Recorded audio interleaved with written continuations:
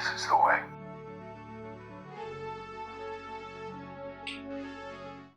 All right, hey folks, we are back with another episode of our Trolley and Zaide duo streams. As always, I'm Zaide. I'm Trolley.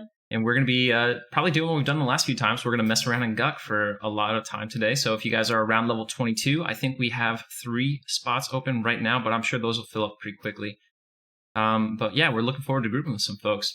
I'm just here in Grob right now getting some new spells, and then I'm running right back to Guck, so that'll only be a minute. Trolley, do you have any announcements or anything? No. Is Mando a command or your command on? Mando is a command. Okay. Yep, it's our new command. I just added it. Hope you guys enjoy it. I don't know if there's a cooldown, so it might be spammable. I didn't mess with it too much. Other than that, yeah, of course, Mandalorian is our new guild that is coming out on February 15th, so it's right around the corner. If you haven't heard about it, do !guild in the chat, and you can get all the details there, as well as the sign up. Reminder that the spreadsheet is going to link has tabs at the bottom, so you can read the rules, go to another tab, sign up for it right now, and then you can look at the bounties and everything. We also added an awesome new tab, and thanks to you guys for helping me sort it, but the new tab shows the bounties by zone, at least for Classic. We'll keep building that out, which makes it a lot easier to sort through. We have a huge list of bounty targets now across almost all level ranges, so it should be really fun and provide a lot of opportunity for people across the full leveling spectrum to pursue some challenging content. I really cannot wait. I'm so excited. You guys know I'm excited because I pretty much killed my ranger the other night, just because I want to focus on Mandalorian.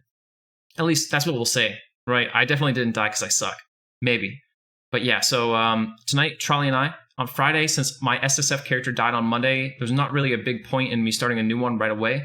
I'm going to be doing Mando practice. I think this one is going to feature pretty much my full static group for Mando, so we'll get to see some, I suppose, real Mando content. I can't wait to do it. Other than that, was there anything else crazy? Oh yeah, tomorrow we're officially submitting another partner application, so maybe the third swing is our one here, hopefully. But yeah, I can't wait. So I guess without any further ado, right, we're almost at 10 minutes already. We'll jump right in.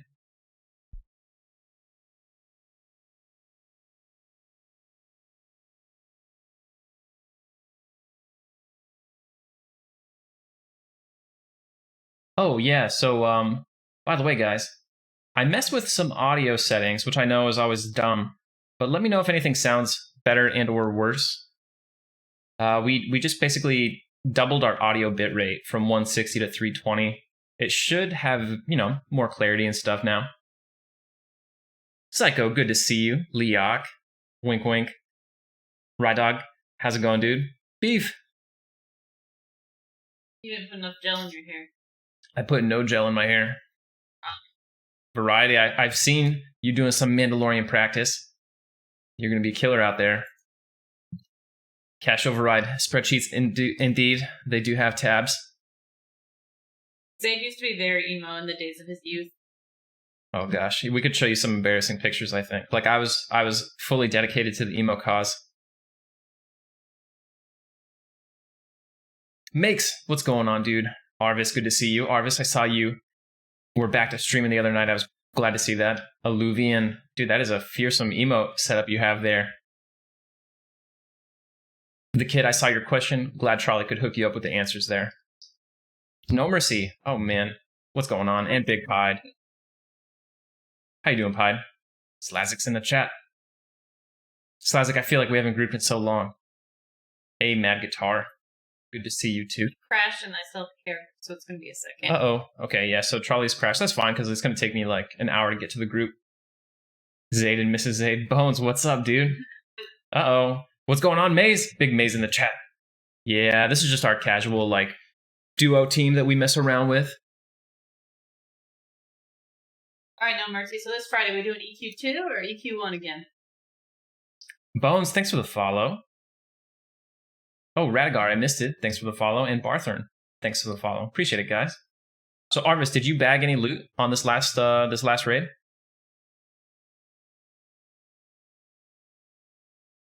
This is the way. Are you running back or? Yeah, I'm running back. It's going to be maybe challenging for me to get to you. Radigar, thank you so much for that sub. Much appreciated, dude. So I should try to leave. Oh, you should turn around. Yeah. You got it. Okay.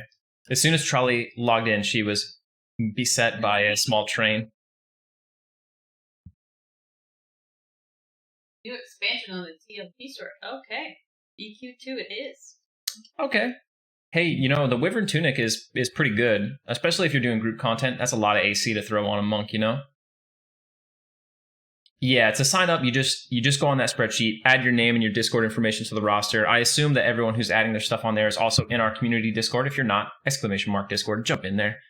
But it's as simple as that. There's no application. All are welcome.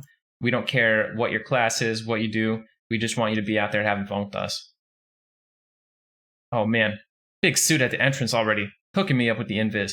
Yo guys, when I was leaving, because I was camped where Trolley is at the Elgug zone line, when I was leaving, a generous person named, let me check here, named Senin hooked me up with an invis and it broke. I was like, okay, it broke like halfway through on the way to the entrance. I'm like, that should be okay though, right? Because most of these mobs are like green to me. Well, they all aggroed and I hit the zone line with like 50 HP, less than half a bub of HP left. And there must have been like 20 green frog locks on me. It was nuts. I was like, oh my God, I'm going to die right before the stream. Gonna have to do a corpse run. Oh. Radagar. Like Radagast? Yeah. Oh, the Gar. Is there supposed to be music? Oh, yeah, man. Here we go. Enjoy some music. Alright, I'm glad you got you because I actually really have to med, so I'll just wait here. I forgot to med after last stream, so I don't really have any mana. Oh, okay, that's fine. Are you coming back this way or are we going somewhere else? No, I'm coming that way. Okay. I just need to get this music rolling. Spotify's being a jerk. There we go. Thanks, No Mercy. Appreciate you. Catch me on there. Good evening, Noob Cake. Swanee, what's going on? Hey, Noob Cake, are you going to do Mando with us? Dude, Taman, right? It's a good thing I didn't sneeze. I would have died. You know what was crazy is like, so I'll show you guys since I'm running back right now. I'll show you exactly where my invis broke. My invis broke just down this hallway at that mob right there. That Froglock Ton Warrior aggroed me. I was running through here, and right here I was blinded. And I'm like, oh my gosh. I was like, okay, I think I can run up the thing, but I was worried I was going to go up in there and get stuck in one of the water tunnels. So I just had to stand there for a while until the blind wore off. Did I say invis? I meant to say blind. It's a lime-flavored sparkling water, not a diet. I would never. Crackers, there are corpse runs on green and a mega EXP loss, especially for me, yield Troll Shadow Knight with my, 40 or 60% EXP penalty. How's the volume of the new Mando command for you guys? Can you hear it? Is it too low? Is it deafening? I know we had some pretty aggressive soundboard options early on. Okay. Dang, suit's already here. All right, I have Wilcox in here. Wilcox, where are you at?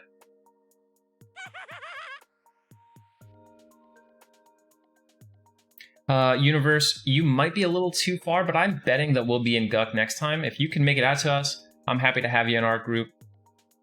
You're right on the cusp of being pretty valuable for us. Liverflap with the 4 months. Oh, Liverflap, thank you so much, Liverflap. Liverflap, did you see you have your own voice channel in the Discord now? Charlie, I invited you to the group. Oh, sorry. Oh, cabinet space, look at you. Yes, they do, cabinet. Any death, except for getting trained. Like, if someone trained... If for some reason you were in Plane of Fear without the whole guild, and someone trained a golem on you and he DT'd you, then that wouldn't count. But if we're like, alright, time to kill CT, and he drops a DT, that's it.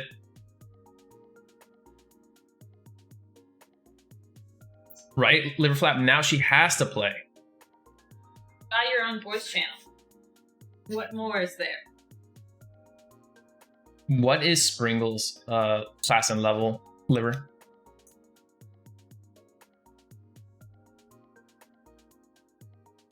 So the kid, you don't have a name just yet? Well, if you want to make a character and just reserve a certain name, you're free to do that. But if you want to think of one on the spot, hey, that's fine with me. I will be on at midnight on the 15th, inviting people. I'll be in POK just to make sure we have easy guild invites going out. Here's that suit's pet. Oh, I'm blind. All right, we're on it. I'll be there making sure that we can get guild invites out. I'm going to set it up so that the guild, so that anybody in the guild can invite people. That way it's pretty easy to get those early invites taken care of.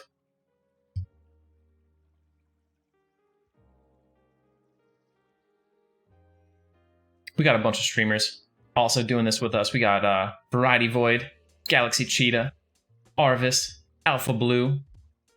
Galaxy Cheetah's got like a really cool setup. Yeah, his room's really cool. Nice, Variety Void got that vacation time. He just gated. You know, guys, it's probably just easier for us to zone out really quick.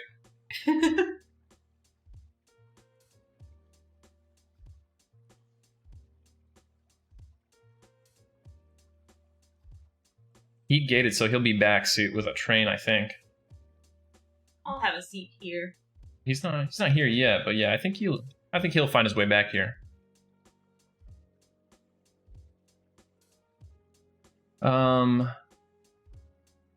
Druid 19, Gorlamia's a 19 rogue. Okay, yeah, time to hit the deck. How's it going, Orc Boy? Liverflap, I'll take either one of them. Whichever one is easier to get here.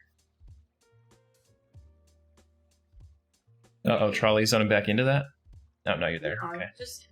Alright, we should be good, and come back in now.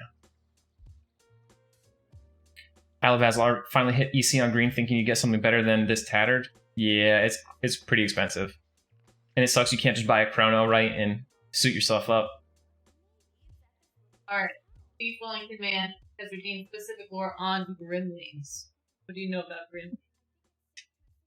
Orc boy, Vinny, what's going on, dudes? I got Grimlings. Oh, hey, Shaman, he's back. Cool. How you zone? I zone back in, yeah. As soon as you come in, do me a favor and, like, super snare this dude. Super snare. Actually, when he gets, like... When he gets kind of low, we'll just have to drop a nuke on him so he doesn't gate. Okay. I'll get you in just a sec, Beef. Yo, Bind Wound is so good. Uh-oh. Trolley, someone in the chat demands your attention. Attention. We are new parents? Oh my gosh, that's so awesome, Mad Guitar. Let me tell you, Mad Guitar, at first, there's basically no good way to do it. She's 6 months old now. We did not really play a lot until she was about 4 months old. Also, we got very, very a lot of it's luck. Like, how your baby sleeps is in part you, but in part a lot the baby wants to do. So, yeah. My biggest recommendation is to implement a bedtime routine as early as you can. You can't really do it the first month because they're just kind of sleeping all the time. But once they sort of get into a pattern, just do like the same thing every night. And that worked for us. But you know, it's all chance. I can't give advice. I have one 5-month-old. So. Right. Suit, do you want this night? I see. You have claimed it. Congratulations, though. That's very exciting. That's awesome. Sorry, I guess if you know it's tomorrow, you guys are being induced, probably, right?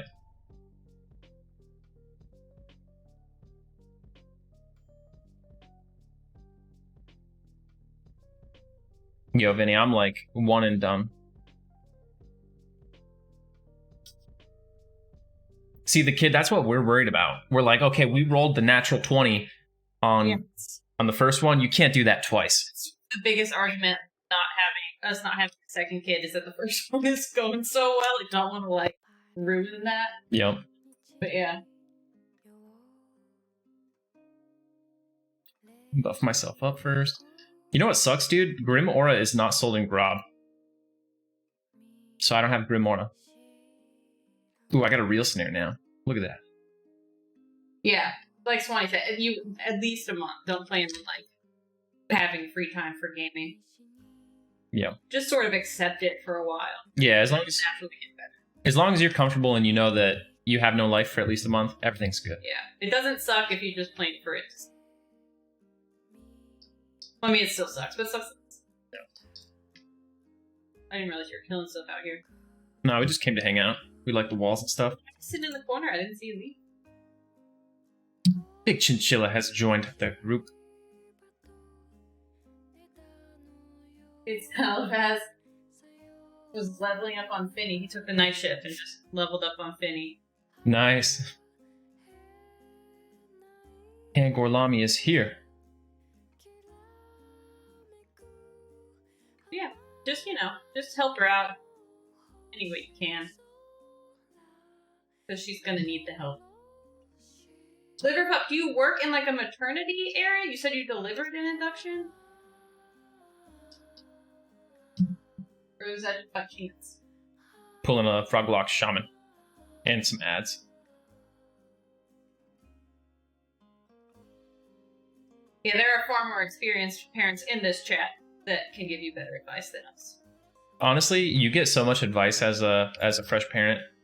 It's hard to sort through. Like, people will give you so much conflicting advice. You just have to, you're going to end up finding your own style. Things just so that way, no matter what happened. Yeah, I heard of this before. I just went with whatever she wanted to do. Yeah, I just read every possible outcome. And guys, you want to go to a 3-way? Yeah. All right, we'll slow. Do they want to go? It's better than this, EXPY, so we should, if it's open. Slowly move up. Thanks, Slazik. Oh, man. Big Slazik, recruit people to Nando. Oh, the Flap's a doctor. Man, the young doctor in the house. I thought it was just an EQ myth.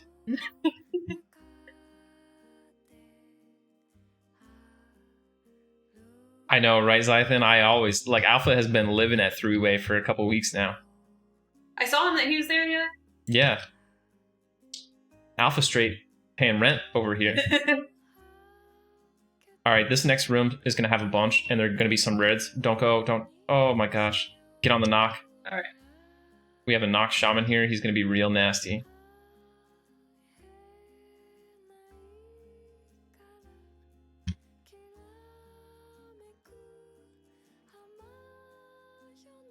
It's all good, Gorlami. We got it. We'll be fine. I hope. Do I have harm touch is not up right now. Add behind? Okay. Everything else here is easy. We just need to get the shaman under control.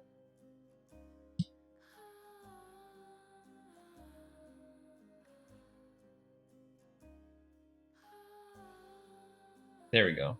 It's my fault. I was talking to him. He probably wasn't focused. Distracted and proof. Okay. Alright, get on this Ton Knight here. I got him. Bones, any plans to have the little learner press 1? Oh my gosh. I don't know. I think I'm gonna keep her away from it, personally. I feel like, I am too gripped by the Everquest bug, and so I hope I hope she's able to explore her own things and not be chained to one game like I am. I'm gonna go ahead and break this one right here.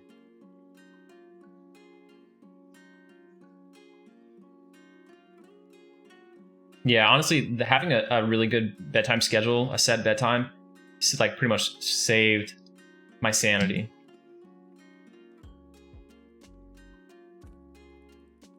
It just gets them in the habit. Oh, this is what we do before we sleep. But like I said, everything is so random. You can listen to all the advice and it won't really matter. Uh-oh. Suit is extra behind.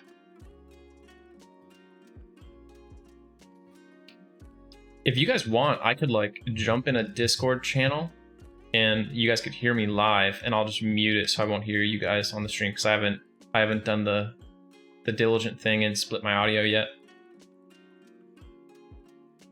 Alright, we'll move up here for a sec. A Mallard. I think the bat phone days are over for me for a little while, Thizzard. Oh, you know what, guys? I forgot. I need to talk about the patch. Did you guys see the patch notes? Holy shit. I was sad that it happened on a day I don't stream, so I didn't get to talk about it when it was fresh. But there was a crazy patch for retail servers yesterday. Crazy. And it supports my tinfoil hat theory about the upcoming progression servers. If you guys remember, a couple weeks ago I did a video about that. Oh man. They changed, I want to say they actually changed 10 epics. 10 epics. Now remember, retail Everquest is like 26 expansions away from epics. Every progression server that currently exists is multiple expansions past the epic quest lines. And they're changing them now. And they made major changes across a ton of epics. I'm talking changes that are like fixing things from the Kunark era. I do think it'll be a Kunark launch. Well, here, I'll say this. I thought it would be a Kunark launch. I thought so. But an insider at DarkPod told me no. They just happen to be doing this in prep for the next TLP. Food. I'm gonna pull 2 mobs. You guys good for that? Like in real life? No, like amount of food. Doesn't that affect my? Oh yeah. Yeah. Do that first. All right, priest is low on mana, so we'll hang out for a sec.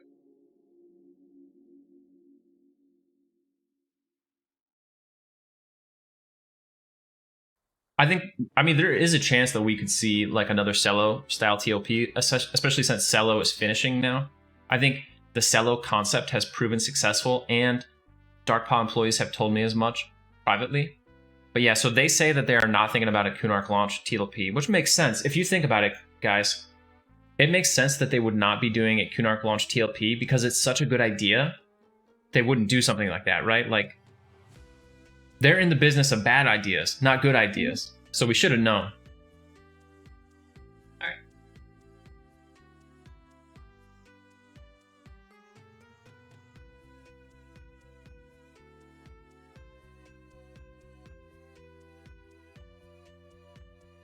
DBG. Right. What's DBG? Daybreak Games? Exciting. All right, Liverflap. I'm going to see if I can get this working here. Well, good luck.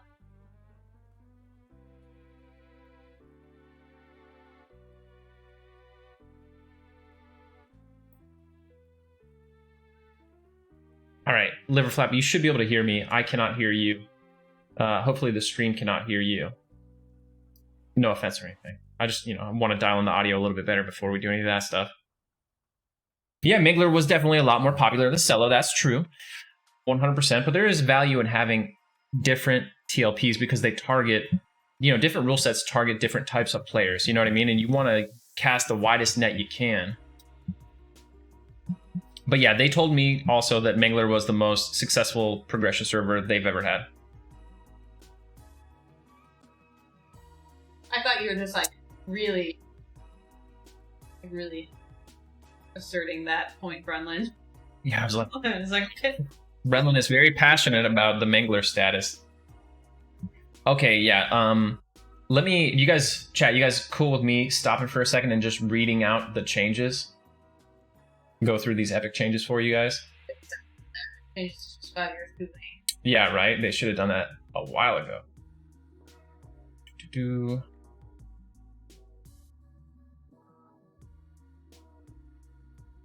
All right, so check it out. We're gonna do some epic changes really quick. Sorry, group. Blah blah blah. Bunch of crap we don't care about.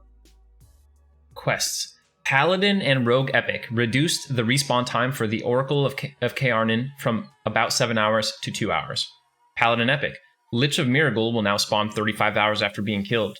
There will now be a delay for 5 and 14 hours before it will spawn for the first time. These are improvements, by the way. These are reductions.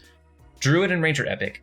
Veneral Sathir's remains will spawn every 20 hours instead of just over 26 hours. This will increase the window to access the NPC for quest hand-ins. Magician Epic. Undertow and its placeholder will spawn every 6 hours instead of just over 7 hours. For some reason, they're really dialing these in. Okay, here's our first huge one, chat. Get ready for this. Monk Epic changes. Increased the chance for Targon the Rock from 5% to 15%, and Raster of Guk from 2% to 10%. So for everyone who always said that Raster was incredibly rare, there you go. You know now. Raster had a 2% spawn chance on a zone that I want to say had like a 29-minute respawn rate. So wow, that was one rough camp. Now here's the thing. Everyone used to skip all that, including the headband and the Sash quest lines, by just doing the Brother Z, Brother Q. You just camp them and kill them when you see them with the rogue. Here's what they have. Brother Zephyl, Brother Quinn, Ranun, Brother Villatoresc, and Thena Lons have grown in strength. They are much more dangerous. Also, persons killing these folks will be greatly disliked by monk factions. Okay, so the two brothers, that's so you can't get the rogue, and you get minus 500 with the monk factions for killing any of those NPCs. The brothers now have, I want to say, much more HP. They have some kind of new proc that is like a, is it like a 2k proc, 2500 damage proc? It's unresistible. The other characters are the low-ish, they were like level 35 to 45-ish NPCs that were attackable in the monk guilds. And they didn't drop the robes, but they dropped the higher tier headband and sashes, so you could skip a bunch of steps. So now it is much harder to skip. Technically, you could probably still mage pet these mobs down unless they give them Mark of the Old Ways. But yeah, they very much, the theme here is that they want people to be doing the quest the intended way, but if you do them the intended way, they intend for it to be easier. You know what I mean? Fewer bottlenecks, but less skipping. Okay, so now there's even more though still. Rogue epic changes. The Freebringer is gone, folks. No more Freebringer. Check this out. Eldreth will now return after leaving for 1 hour rather than 8. He can no longer be killed by miscreants. Okay, good. Foundy, Jess Hansen, Tenny, and Mar will no longer have any parchment on their corpses if killed. They will, however, always have them in their pockets. So you no longer have to pickpocket these guys for like 30 hours to get your parchments. Another cool one. Uh-oh, here comes the first bad one. Renux Herkenor will no longer carry a jagged diamond dagger. Uh-oh. General Vigera will no longer carry a Kazakh quill. Uh-oh. Karg Icebear will be a bit easier to find and be carrying the gigantic Zweihander more often. That's another good one. But yeah, those were two huge skips in the rogue questline. Gone. Enchanter epic changes. These are really, really good for everybody. Vessel Droslin and Wraith of the Shissar will now respawn 9 hours after being killed and from 5 to 14 hours after a zone or a server reset. So I know some of you guys are like, what's the point of them changing the zone server reset times, reducing them sometimes by like 1 or 2 hours? A lot of these mobs that exist in dynamic zones or pick zones and stuff, now with these changes, there's a chance they will spawn in your dynamic zone. So like if you spawn a DZ of Fear, you used to never get Wraith of the Shissar, now you can actually get Wraith. Group, I assume you guys can kill this one Gaz Knight. It's just his pet, bro. Oh, okay. Verena Tomb will now respawn 13 hours after being killed and from 5 to 14 hours after the zone or server reset. The one key, Lost Scroll, Charm, and Sacrifice have had their respawn time reduced from 24 to 5 hours. So huge reduction there. Shadow Knight epic changes. Caradon will now spawn 8 hours after being killed from 5 to 14 hours after a zone or server reset. Laronk will now spawn 13 hours after being killed. NPCs involved in the quest for Inarok's Curse can now see things that are invisible. They will only deal with people they like.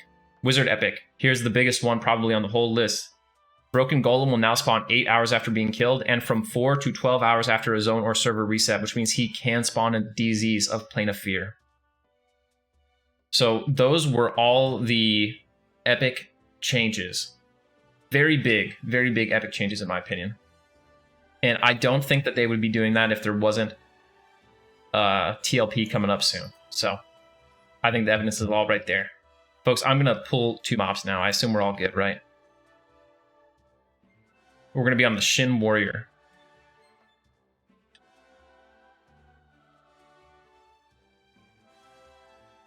Spin Stone.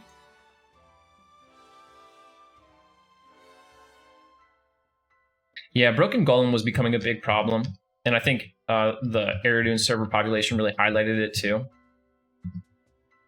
That's true, Fade Roll. I almost feel like they should, with Broken Golem gone as a bottleneck, they should add like the Kazakh skin. If you guys remember back in the day, I believe you needed an item from Kazakh Thule for the Wizard Epic. I think they should add that back.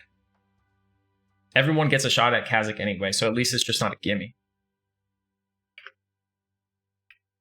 I kind of agree with that, Brunlin. I don't think there would be a problem with doing the Celos on lock speed, but starting it in Classic.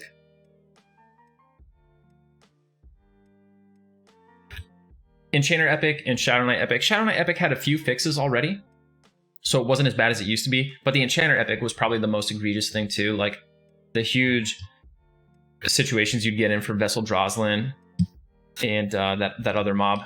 They were crazy. You'd have like 100 people standing there, you know what I mean, trying to get one mob.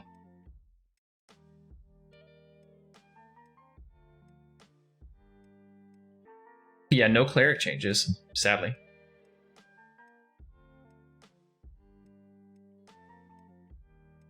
Right. We've got 2 mobs up over here. 20 mana. Oh my goodness. Poor Chinchilla. Something is eating his mana up. Trolley, how's your mana? 40. Is that how it... Oh, that makes sense. 20, 40. I was just like, how are they coming up with these numbers? Yeah, you're right, Superstar. Enchanter Epic I don't think is that good from the get-go, because it's not the ideal haste for melee. Even in the expansion it drops. What is my favorite epic quest and why? I think I've only done one epic, to be totally honest. I think the only epic I've ever completed is the Monk epic, 1, 1.5, and 2.0. So I guess I have to say that's my favorite one. My least favorite one is the Mage epic. I hate it so much. Yeah, Brunlin, you're right. They need... Oh, shit. I'm going to cancel that because there's 3 now. They do need to finish the revamp for Necro Dots, because I heard that, 70 plus Necromancers are actually incredible now. Prediction on when they will announce the TLP. So they said that there was nothing coming up soon, which was kind of surprising to me. I was thinking that in the end of February, we would get a producer's letter that would tell us about the existence of a TLP. It would confirm it, you know what I mean? If not, give us a date, but probably at least confirm it. I sort of still think we're going to see that. I think we are going to see a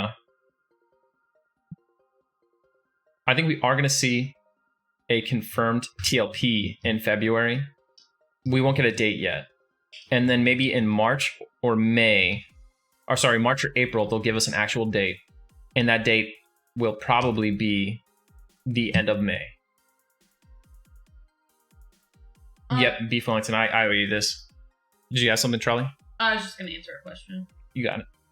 Liverclep, I hate it because it's just like nearly impossible to solo.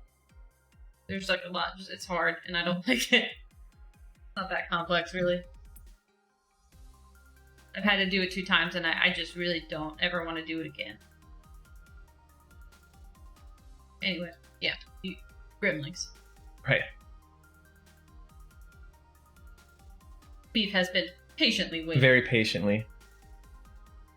Okay, so the Gremlings are a race that was created much later on the Moon of Lucklin. It's actually a race of things that were created by their god they call Master Tashiki, but we know him by another name, which is Kadi Shah. He's a raid mob, I want to say in Acrylia Caverns, right, which is right past Grimling Forest. But yeah, the Gremlings were created a not trivial amount of time after the Vashir arrived on Lucklin, which was long after the Shissar, you know what I mean? Like, it's pretty deep into the timeline. That's when the Gremlings were created. And they were really created by Kadi Shah in a fit of insanity. So they like worship lies. They have all these books called like the Books of Untruth that you can get and read more about them. I think in game they have this.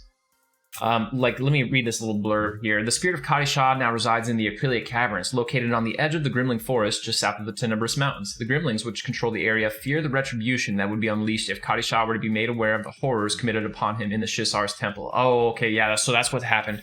So the Gremlings, after a while, they eventually found the documents from the Shissar that talked about how Kadi Shah was made, right?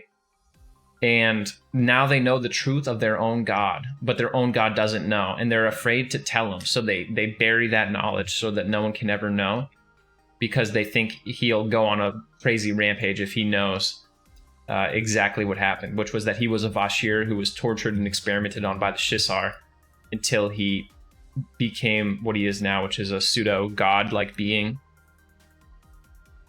They really are cool, and maybe one of the most compelling groups of NPCs on Lucklin. Sadly, they don't get a lot of love, I think, mostly because they just don't look as cool, you know what I mean, as some of the other groups. But yeah, there's a lot there. And there was another raid in that area, the Ring of Fire, which was broken, and you can't do it anymore. And I think the only server where you can still do it is the Alcabor server, like the emulator server. It's a big mystery. No one knows what it's like. Gorlami got hero bracers today. Gorlami, I thought you already had hero bracers, to be honest, but it looks good rocking those nice green bracers. By the way, Gorlami, where are you at? He was just here. He likes to scout around.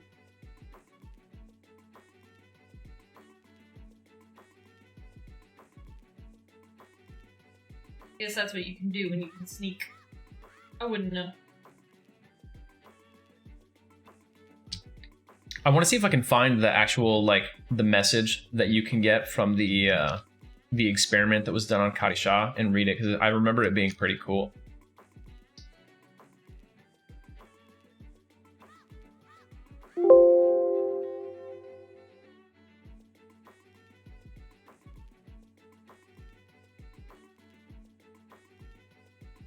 By the way, guys, how's that music volume? Is it okay?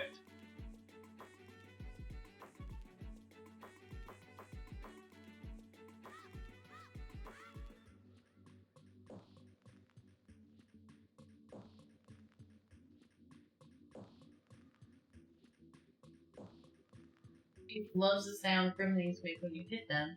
You know, I hate the sounds that... I think is it like the wolf form when you're a druid? Or is it when you're attacking wolves? There's like one sounds like a dying dog. Oh. I hate that sound.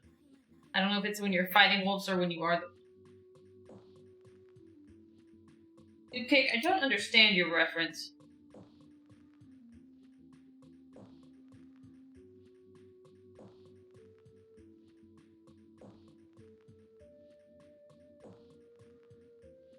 Yeah, I can see you.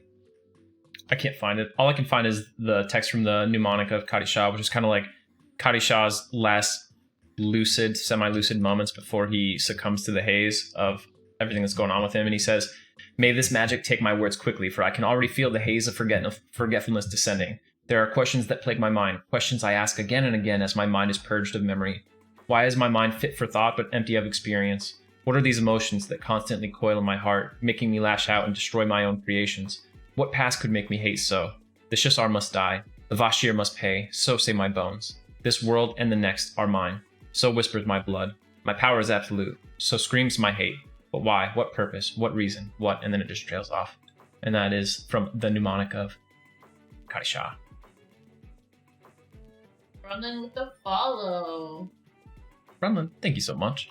All right, let's get pulling. Okay, if we go over there, we always get that 3 pull. That's pretty tough. I'm going to check here real quick. Village Bikes, is there any lore on why elementals take over Split Paw? Yeah, there is. But it's like pretty basic lore. All the frogs are dead over here. Oh no. So the lore of Split Paw is like,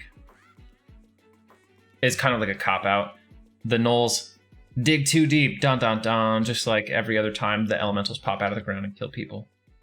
And that causes the elementals to burst forth and attack and kill everything. Now, the area of Paw is actually considered a sacred area to all gnolls in the world, because the shape of Paw, like that area, is said to have been where Brel first touched Norath. That's like, you know, his mark. He pressed down there and made it like that. So all the gnolls, you know, that's like their mecca. It's their holy land. And that gives you a little bit of insight into why, like, so many Gnoll tribes have been there. Like, it was originally some other tribe, then the Split Paw came, and then the Split Paw were ousted by the Tornir clan, Barishi Mal, etc. Alright, Faderol's headcanon about Kadisha. Alright. He got captured by the Shissar, tortured via thought horrors, and then thrown to the goblins because no one would believe him anyway. It's a pretty good headcanon. I wonder if it was thought horror related. I don't know, because the Shissar kind of are afraid of the thought horrors. And we know he killed most of the Shissar. Like, they send like a note before they die to Empress Raja. about the failure, what they perceive as the failure of their experiments.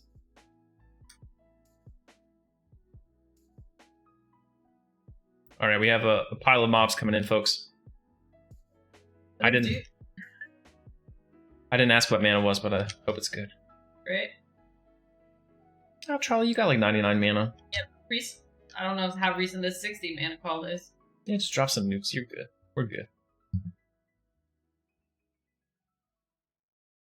That'll be the next zone that we go to as PA, probably around 28. I think Kadi Shah is probably the hardest raid mob in Luckland. We need to get this warrior off priest. Got it.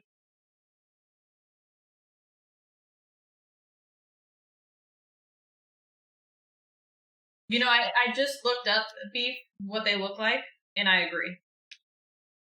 I didn't know what they looked like before. I had to Google it. Dude, so the deep, the zone, the deep where Thought Horror Overfiend is actually the first zone I ever saw the Call of the Hero failure message. And when I first saw it, I thought it was specific to that zone. I thought like the Mind Flayers were saying this to you when you tried to use it, and I was like, holy shit, that's so cool. So for those who don't know, if you try to use Call of the Hero to zap past the invisible bridge in the deep, you get that message. There are no heroes here.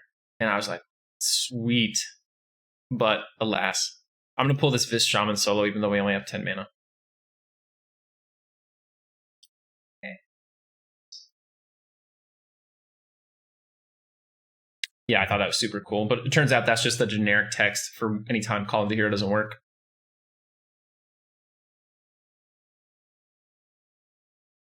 Yeah, I love that Invis bridge. It's so good because they put like a fake bridge there just to troll you, you know what I mean?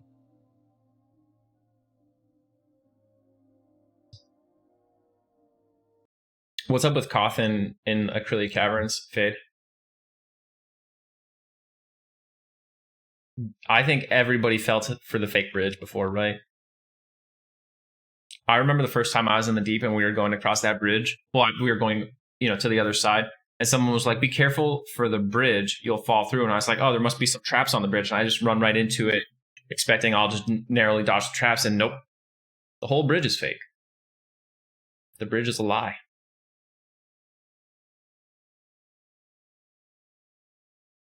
You summon a Grimling hero? Oh, that's cool. Specific lore, Vault Boy Anthony. Can I get Trolley to explain the lore of Kid Gohan and his role in the series? And if not that, then Zaide can do it. All right, Trolley. You're up. The whole series, first of all. All I can tell you about Kid Gohan is he is my favorite of all characters. That's literally all you can tell us? That's all I can tell you. His father is obviously Piccolo.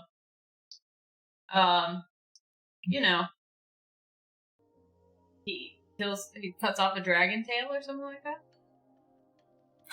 Trolley's talking about like the filler episodes. No, they reflect. I am right. I'm aware of who his biological father is. Yeah. There you go. So now you have to tell him the real thing. Dread Pirate with the real questions. By the way, good to see you, Dread Pirate Bebop. How does he feel about apples? Our friend Stinker, the gnome rogue who doesn't like us very much, is still here, still doing the same camp.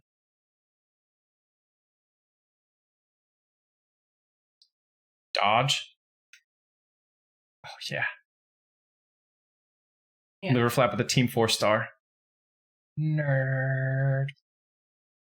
All right. Well, Vault Boy wants your lore since I couldn't do it. Oh, do you want my lore, Vault Boy? Explain the lore of Kid Gohan and his role in the series.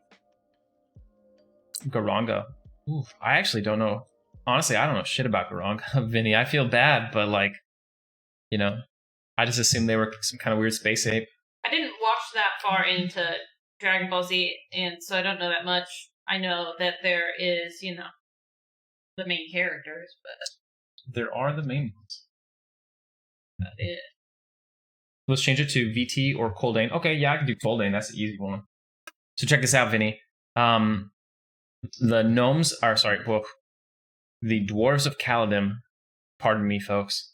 The dwarves of Caladim were growing somewhat impoverished because they were losing out on lucrative mining contracts all throughout Norath. Why were they losing out on these contracts? Because the gnomes with their clockwork diggers and stuff were proving to be more efficient and able to muster cheaper labor.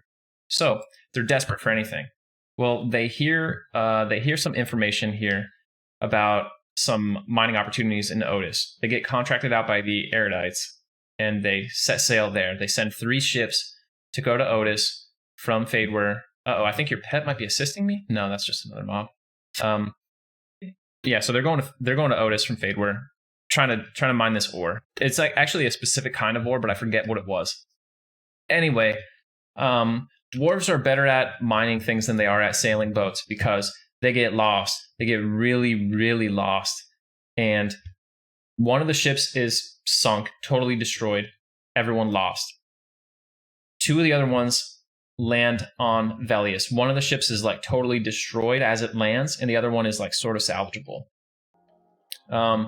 So they get on Velius. They try to survive and everything. They dig out some caverns, as dwarves often do. And that's the area that we know as, what is it, Frostfell, guys? Frostfell in the zone we know of, Crystal Caverns. So they're there. And they think, okay, it's not so bad, right? We're just, living in some snow areas. We'll eventually get a boat and we'll go back. Meanwhile, they're being led by basically a mining expedition leader named Colin Dane. And Dane privately is like, dude, we're trying to go to Fadeware. We don't even know how we got here. And we lost like a third of our crew and 2 of our ships. There's no way we're going to make it back. We'd all just die on the way back. So he actually never plans to return. He's just trying to make a society that's pretty good. Now, they send out hunting parties all the time to, forage for food. Now, eventually one of these hunting parties doesn't come back. They're like, uh-oh, what's going on? So they send out people to look for them. They never find anything. A couple weeks later, a single dwarf returns to Frostfell. He's all mangled and beat up, and he tells them, hey, there's giants here, boys. And they captured us and they tortured us, and they have a huge city. It's not anything like the giants that we're used to. And initially the other dwarves don't believe him, but Colin Dane is like, hang on, wait, what? He talks to him privately. He does believe him. And Colin's like, so how did you escape though? And he's like, and the guy's like, oh, it was pretty easy. They just weren't looking one of these days, and I was able to get out with my life, And Colin's like, oh, no, dog. They set you up, man. They probably let you go purposely so they could see where we were hiding. And they probably followed you here. So then Colin knows that they are most likely going to be attacked by an army of giants soon-ish. They start preparing. Secretly, so that no one will know, Colin sends out a bunch of dudes to find a new place for them to live. They find what would become Thurgadin, and they begin working on it privately. In the meantime, Colin and his forces set up a series of traps all throughout the tunnels in Frostfell. Eventually, sure enough, the ice giants attack. They come with this massive army that the dwarves can't hope to repel.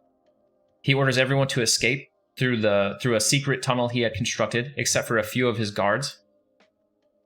They escape. They're led to the new Thurgadin, where no one knows where it is, and everything's going to be good for them. But Colin Dane stays back himself to ensure that the retreat is covered, and so that when the giants see him die, they'll think that they killed the leader, and thus all the dwarves are dead.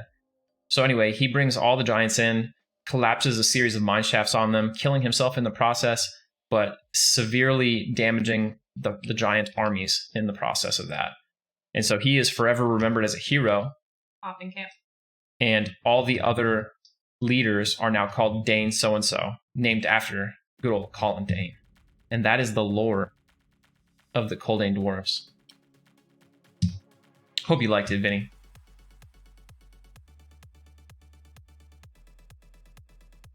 Fade still turning up a 0 on the mysterious NPC from Western Wastes.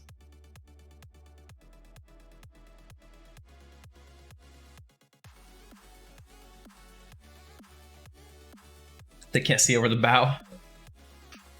Flap wants to know, which race do you think has the most understated lore, and why is it the gnomes? You know what? The gnomes probably do have the most understated lore, dude. Look at their city. It's like straight out of like, I mean, I can't say fiction because like the whole game is fiction, but you know what? It's on a different level. It's very different from the rest of Norath, and it's so unique and cool. and they kind of sat it on the edge of nowhere, and a lot of people really never go there. So I think the gnomes could have been expanded quite significantly. I can't remember if I went to the gnome place or if I went to the halfling place. I'm leaning towards the gnome just because of how often I play a high elf. What did you do there?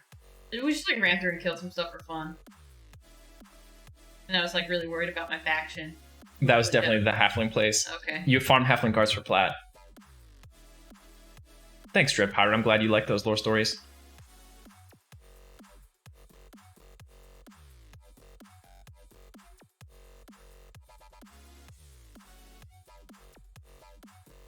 That's true. They did get a lot more with Secrets of Fadeware.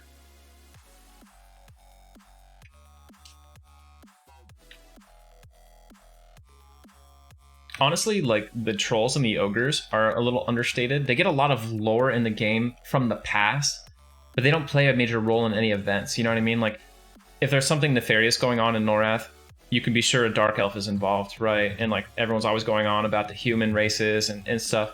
But it's like, oh yeah, what's up with the ogres? Like, oh, they live in that shithole over there. Are they doing anything? No. Okay. You know what I mean? Like, what's going on? It'd be cool if there was like a plot line of there was born an ogre who was born free of the curse, you know what I mean? And he represented a threat to all of the Norathian races. Shithole countries. Is this Gad Knight giving you trouble, Suit? Vinny said he's still offended that the gnome's a paladin. I'm so sorry, Vinny. Nuker picked up a complete copy of Big Box Everquest PC game at his local retro video game store. Oh, dude, that's like a jackpot find right there, Nuker. Were you shocked by just how massive the box is? Like, even among big boxes, it's a thick box.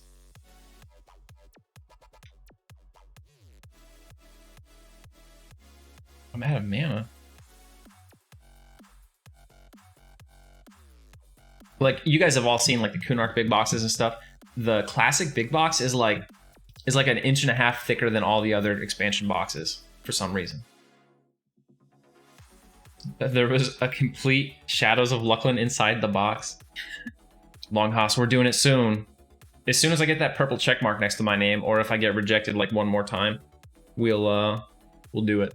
So I'm applying again for partner tomorrow. Literally tomorrow is when I can reapply. Hopefully we'll get results within a week, but I wouldn't be surprised if it took like 10 weeks. Basically, after whatever the result is. Right. I don't want to. So the reason I'm waiting. Oh god. Oh guys. Oh no. What? We've got a few frog locks on the way. Okay. My target is currently dotted. Ton Shaman. So the reason I don't want to do it right away is basically because anytime you change your game on Twitch, you take your viewership just takes a huge nosedive. I think Gorlami's AFK because he said beer and hugging girlfriend. All right, I'm on the Shin Shaman here. I harm touched it. Let's nuke it down quick. Try not to let people die. We're trying. Can I buy your cloth original EQ map? Mine got lost years ago. Sir, no thank you. Oh wait, they're actually...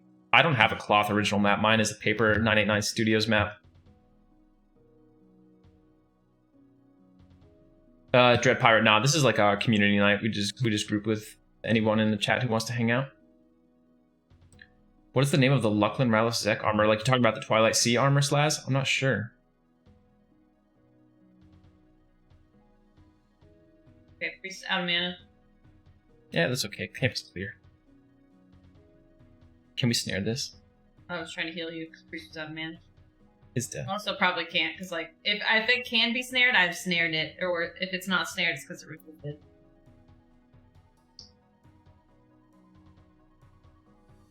Oh, nice. The kid. Very good. Yeah, Village, the cloth map, I mean, is so rare. If you ever get a classic cloth map, just, like, staple it to your chest. Is there a Velius cloth map? I don't even know if there is one, Bull. The Velius map I have is real glossy, and I have a first edition Velius box. Maybe the gold edition tin came with a cloth Velius map. Maybe that's what happened. Fierce Heraldic sounds correct. Fate roll. Dude, Bull, you should send me a picture of your classic cloth map. I'm very interested. But yeah, I basically worry that as much fun as Champions of Norath will be, if I were to stream it like tomorrow, you know what I mean, or on our Saturday stream, there'd be like, 50 viewers maybe, and it would be like an 8-hour stream, and then we would like, it would plummet my things, and then Twitch would be like, oh, we saw a recent fluctuation in your viewer counts, we're gonna deny your application for partner. Or just tattoo it to your chest. Hey, I'll do it. I am the Norath map. I should just tattoo the map for Soul B on my arm, like right here. And then I can be like, guys, I'm not gonna look. I'm just gonna do it blind, but I'm really just staring at my arm. Right, Suits AFK. Okay, everyone be careful. His pet is freshly charmed, he said. That's what enchanters always say before the charm breaks. Orlami has finished hugging his girlfriend. Zyko Mantis, oh my gosh, Zyko with the 10 gifted subs, thank you so much. Big Zyko, from way back. Zyko from my first static group of all time. Showing some love, thanks Zyko, much appreciated. Do we have tattoos? Trolley has tattoos, I do not have tattoos. I have 5 tattoos. Zaide has 5 tattoos.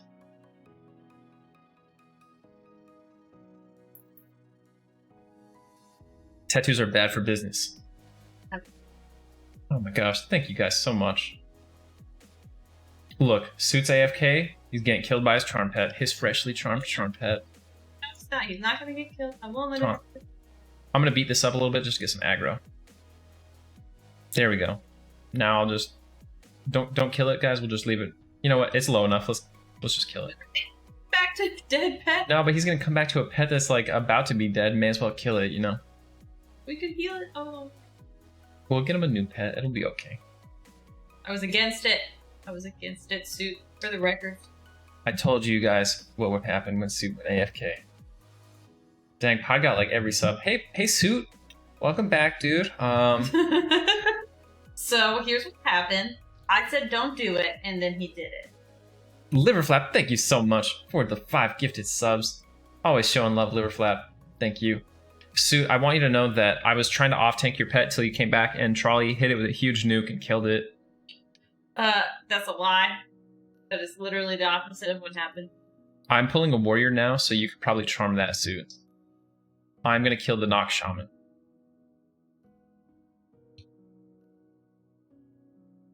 I said, hey, we don't have to do this. Subtrain hype. Yeah, we are actually about to hit 300. The big 350. No way. Yeah. Dread Pirate, we hit 350. Thank you so much, Dread Pirate. Chat, you guys are amazing. Zyko, Liverflap, Dread Pirate Bebop. Coming out and showing all this love. Many, many thanks. I do plan to do the Hallis Permafrost lore today, I think, at some point. Dread Pirate, if you're sticking around. But it's kind of boring, so don't hold out too much hope. Oh, Dread Pirate. You said I need the soundboard? Like this one?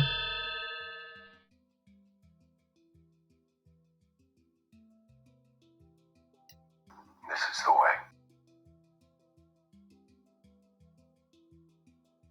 Hey, Demetrium with the 1 bit, thank you.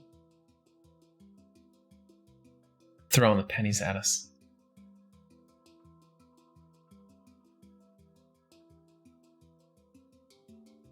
Shin Shaman incoming.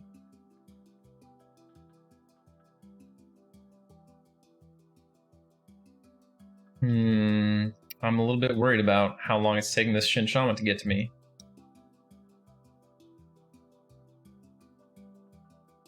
He's green to you? Oh man. Zaide with the 1 bit.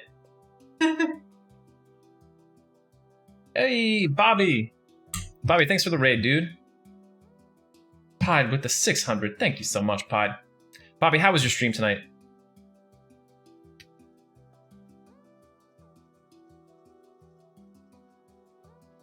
Pied with 400. Oh, gosh, Pied. Bobby, you ever getting that camera back? Yeah, Bobby, where's your camera? I heard a rumor that Bobby got really swole while he wasn't playing EQ, and he's trying to hide his new fitness from everyone. There's his fan base, and right? He's jacked. That's probably it. Scardabar, thank you for the follow. Hey folks, I'm sure you guys have probably watched this stream once or twice before. Probably didn't like it, went over, found something else. But yeah, this is our community night. We just grouped with folks from our channel. We're on P99 Green. It's kind of fun. It's not terrible, but it's not SSF content if that's what you're used to seeing me do. Either way, we won't be as entertaining as Bobby is, but we'll try our best. Oh my god, don't let it gate. They call him Bobby Biceps now. Bobby Biceps. I think he gated. He did gate. Here he comes. He's bringing 1 ad, 2 ads. He's got a few buddies. Oh, with the 5 gifted sub. Bull, thank you so much, dude. How is our mana looking? Good enough, I guess. We need to kill this. Not great. We need to kill the Vis Shaman right away.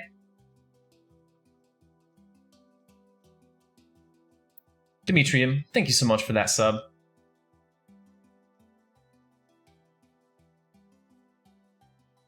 I think that guy just shouted his camp with no camp check happening in between.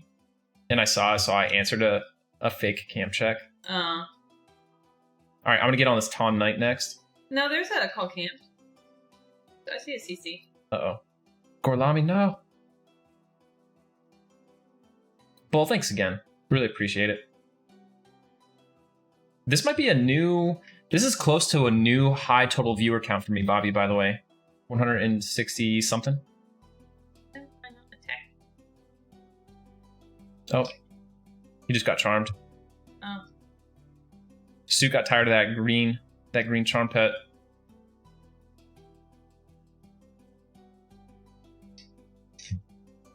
They're gonna be like, yes, we see you've applied for partner, but at least 10% of your views were from raids.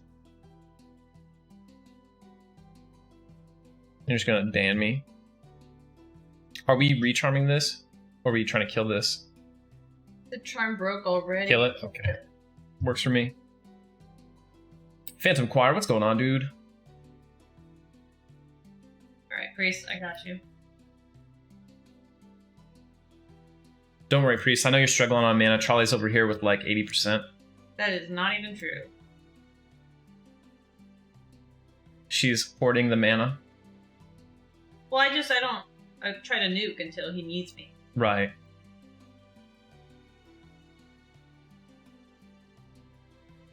Banned for applying too many times, dude. That'll be my luck, right? Do we want to do a med break here, or we want to keep pulling? I only have like less than 20. Okay. And he has 20, so. Hold for a sec. Get a new charm pet, hopefully. Maybe one of the spawns on this little platform can be our next charm pet. Level 5 hype train. Oh, boys. Thank you so much. Choo-choo. Again, thanks, Demetrium. Bull. Tide. Bobby with the raid. Zaide. So 600 bits. Dread Pirate, Liverflap, and Zyko Manus, who started it all off. Alright, so I guess while we're sitting here meditating, we could do some lore. You guys want some lore? You sound like you're offering like the dog a treat. You want some more? Okay. Guys, you want some lore over here? I got some lore. Alright. Favorite cereal lore? Dude, it's gotta be Chex, because you guys ever play the Chex Mix video game that came with the Chex box when you were kids, where you were like Chex Man, you went around shooting like green aliens? Gosh. You guys remember that game, right? Chex Quest. Chex Quest, yeah, that was the first time I turned off the Magic School Bus video game on my PC. I was like, alright, time to get this Chex Quest, let's go.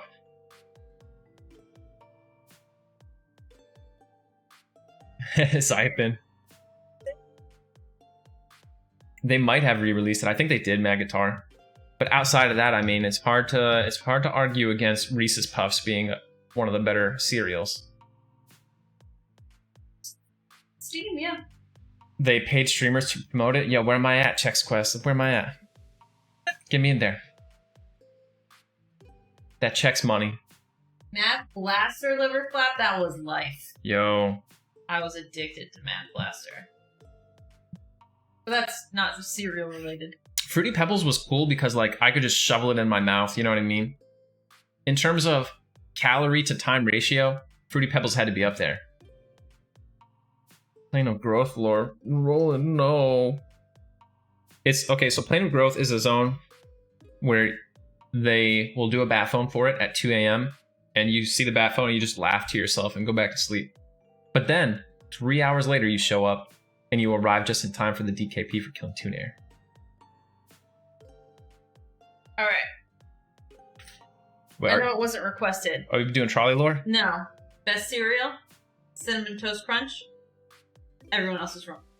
Cinnamon Toast Crunch is really good because it makes the milk really good afterward too. Exactly. Yeah. But also the cereals doesn't get better. Roland, really though, Plane of Growth obviously is the plane where Toon Air manifests. I mean, that's really all there is to it. That's her and her denizens and worshippers. The beings that she has risen up to divine status reside there. That's where she chooses to present herself in a semi-physical manner to mortals. As to why it's on Velius, I'm actually not sure. But you can see just having the access to the Plane of Growth in that area has created the Awakening Lands, which is literally like the area is awakening from the frost that has otherwise consumed Velius. I have to make food for people. Rip Mana. Are we killing this? I think he's charming this. Gore. Is that his pet? Yeah. Instant charm break. Uh-oh, Suit. Kill it. Kill it. Suit. I feel your frustration, Suit. I feel it. Well, he had a pet that was pretty good. And then he went to grab a beverage.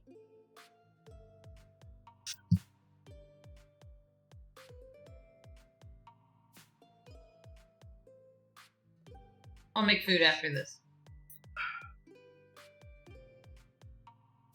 He's charming this one.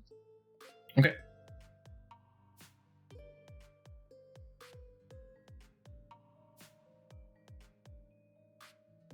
Okay, so Bobby, what plane did Lord Doljani Jar and Morinar come from, and why don't we see any other Frost of Freedy? I actually have a theory on this, okay? I have a theory on this. My theory is that Lord Bob came from the Plane of Sun. He was once one of the Afridi in the Plane of Sun, up there with Sol Ro, doing Afridi things. I think he was banished, and that's why, if you look at his gear, right, he has the frost-covered tome, the frozen Afridi boots, the frozen turban. There's some of, not naming all of them, but some of them. The ring of the frozen flame. All of these things imply that his natural state is not frozen. It's not frost-related, right? The ring of the frozen flame. It was originally, just like any normal Afridi shit, fire-related, and it was frozen. And this was either because of something that Velk did, Velktor the Sorcerer was able to imprison and control him, or it's the result of a curse, because we know for a fact that Sol Ro and some of the other denizens of the Plane of Sun are willing to oust Freedies and kick them out of the plane and sentence them to be stuck on the mortal plane, because that's exactly what happened to the Afridi Lord Jarn. So I would guess something similar happened to him, though we don't ever hear anything explicitly in the lore. Bobby, I hope that is satisfactory, though I wouldn't be surprised if it wasn't. Does anyone else need food in group? His name was not one meant to be comprehended by mortal tongues.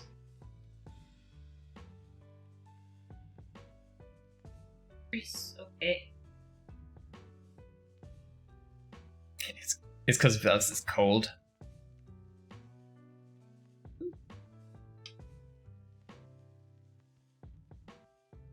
Oh. We got that guy. I feel like I need more buffs. Your skin wore off. I need to.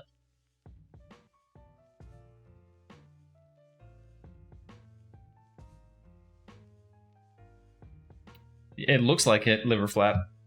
Just looking at the name, you know? Thank you, Sue. At least someone here keeps their buffs up.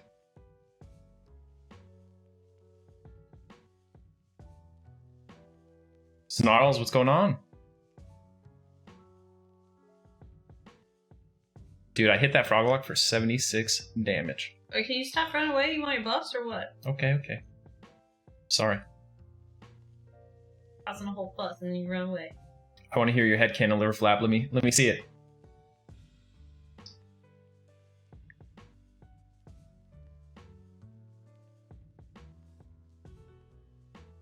Oh, kid, very close. How long do you think it'll be before you're done? Your buff.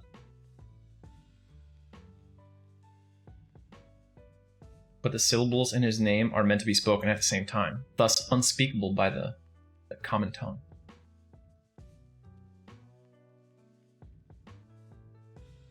I can see that, Slazik. I can see that.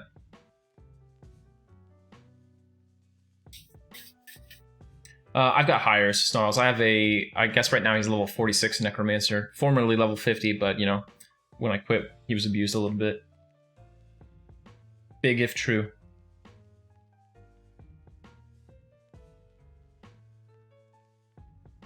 You've been buffed. I don't know if you're trying to meditate or... I just didn't want to get yelled at again. You're the one talking smack over here. I'm blind. Oh. I'm hitting something. I don't know what it is. I can see it on Trolley's screen. It's a frog shin shaman.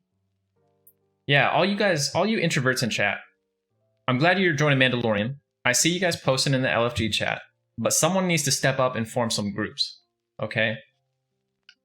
I need one of you guys to be like, I see someone LFG, I'm going to invite them. Or post in the LFG chat saying, I'm forming a group for this time, join it. Ooh, Anha Rawlor, you want it, Arvis? You got it. Probably, why are you laughing at me? It's just funny how you said it.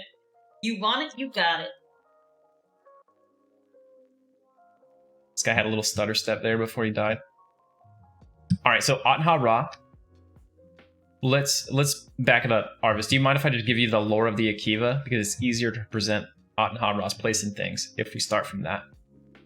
Oh, Shingus, thank you so much. It's only the best looking weapon in the game. At least it's in the top 3. Reese, can you stand up, please? Can I give you some food?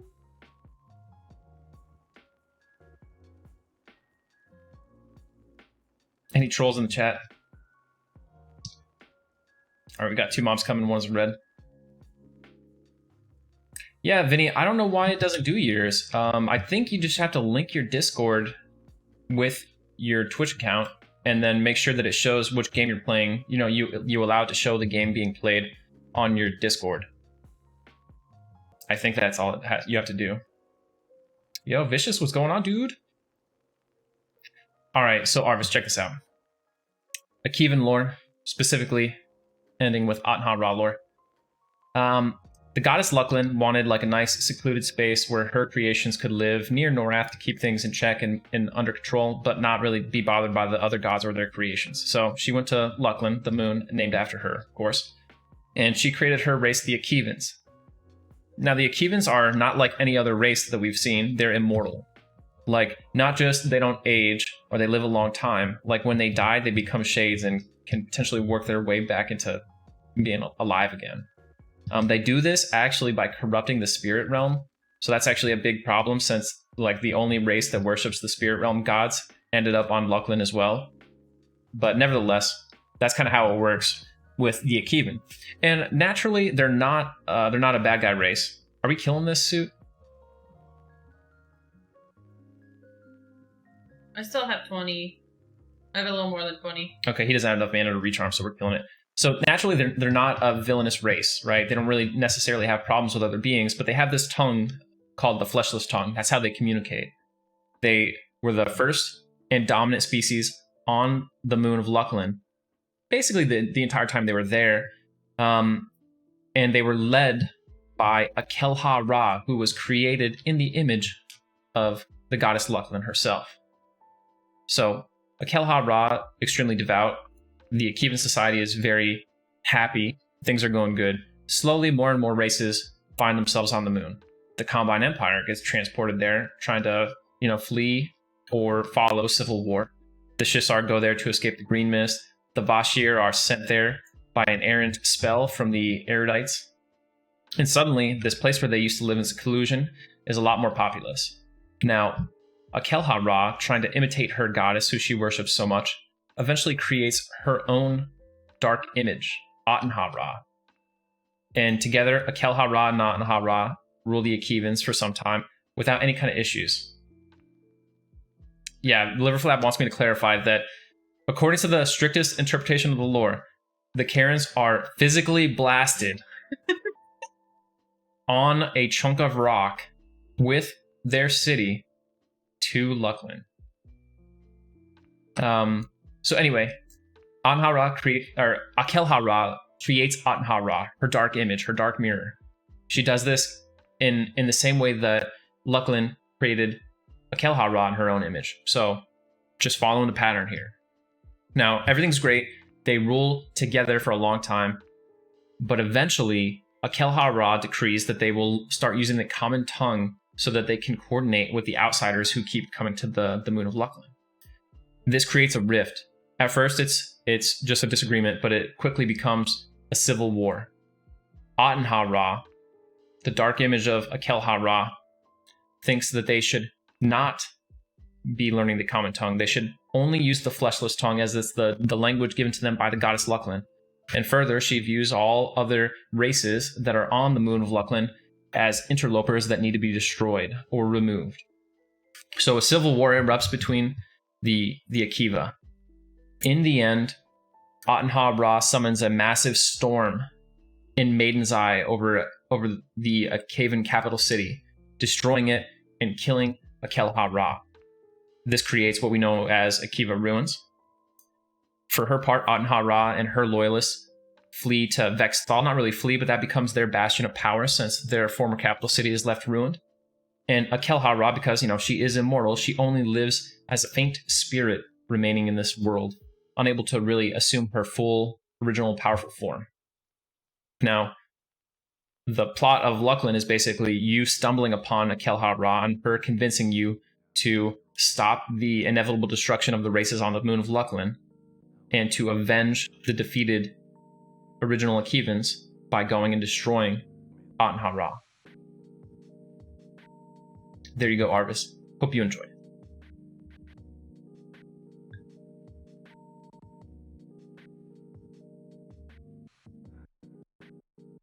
Vinny, thank you so much for the 100 bits. Oh, stay classy in the chat. What's going on, dude? Big Paul. Ellie, good to see you. Well, they say, cats always land on their feet, so it makes sense that they were blasted literally into space and they survived the transportation. Hey, Dark, there will be a VOD of both the full stream and he makes clips of all the lore, so you can check it out if you just want to listen to that specific one.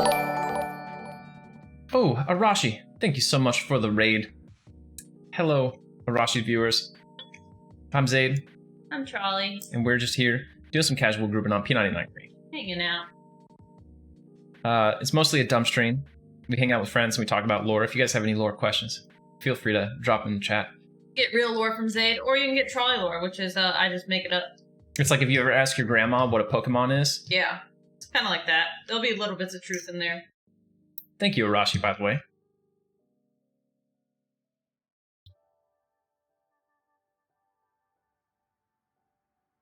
What is the deal with Deep? Are you talking about Deep, the Dark Elf, part of the Monk Epic questline village? Ooh, which epic is most powerful lore-wise? That's a good question. Oh, Wilcox, sorry, I didn't see your... Yes, you may have straight. I don't think she's a god to the goblins. I think she just is... She's not a tyrant because she doesn't really rule anything, but she has a tyrannical mindset, and goblins are notoriously easy to bully with superior strength, so that's probably why she's always located next to goblins. Or it could be mere coincidence. I'm about to be blind. I'm blind.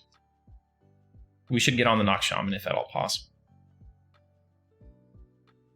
Alright, cool. Dude, having another screen with another character that I can look at when I'm blind on P99 feels like cheating. Well, don't look at it. No one said you had to look at it. Oh, man. Like a thing. Yennervite, he refuses to play Ragnarok? Oh, no. I've never played Ragnarok online. Is it good?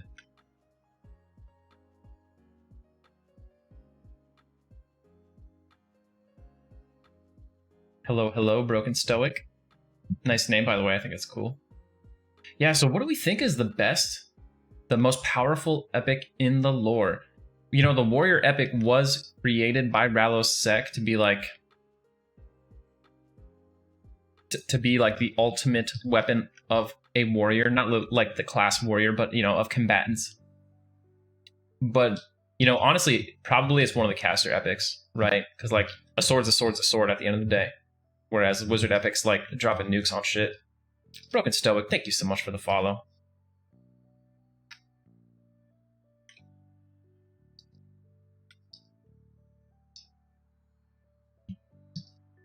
It would be funny if it was the Necromancer variety void, because it is like the worst epic in terms of like actual game relevance.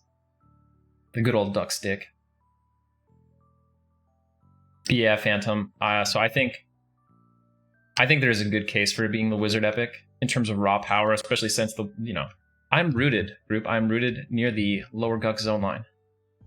That sucks. What do you want us to do? I'm unrooted. Okay. Though I would normally expect you guys to come save.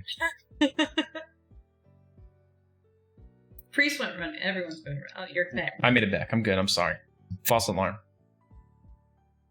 I'm on that Tom Shaman in the back that's nuking.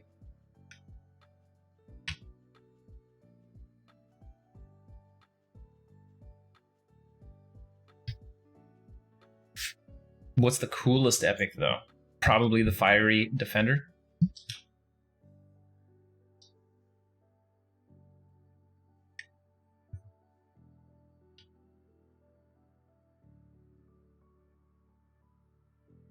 Right, Beef. Yeah, it is obsolete in era. It's basically like if someone who doesn't really care about their DPS needs a quick haste. Well, Trolley isn't like Troll-y, she's Trolley, like... A trolley car. Not like a troll. But it is a very common mistake. I should have picked a different name. But it's too late now. We're in it. This is my name. Why are alligators so angry? The water is not the ideal temperature. Nice, kid. Congratulations, at long last.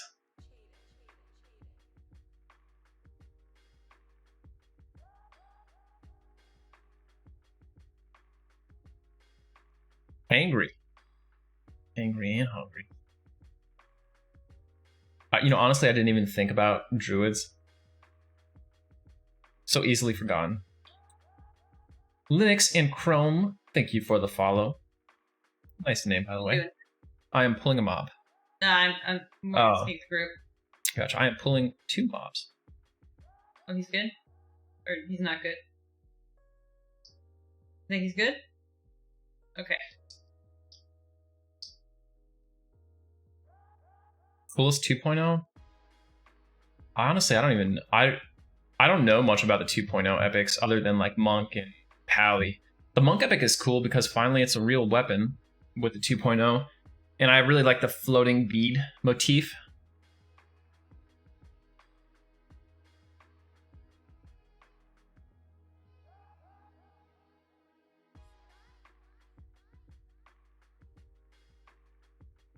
They all do look pretty good. Fade Roll, what is the prediction for the next TLP server names? Ooh, Pallier, that's a good specific lore right there. Let me think. What server names do we think will be next? So last we had Rizlona and Aradune. Well, you'll never have one as good as Aradune again. And Rizlona was kind of like, we're going deep when we pick Rizlona as a server name, you know what I mean? Blank. If Rizlona is a server name, the next server name could be a Froglock Ton Knight.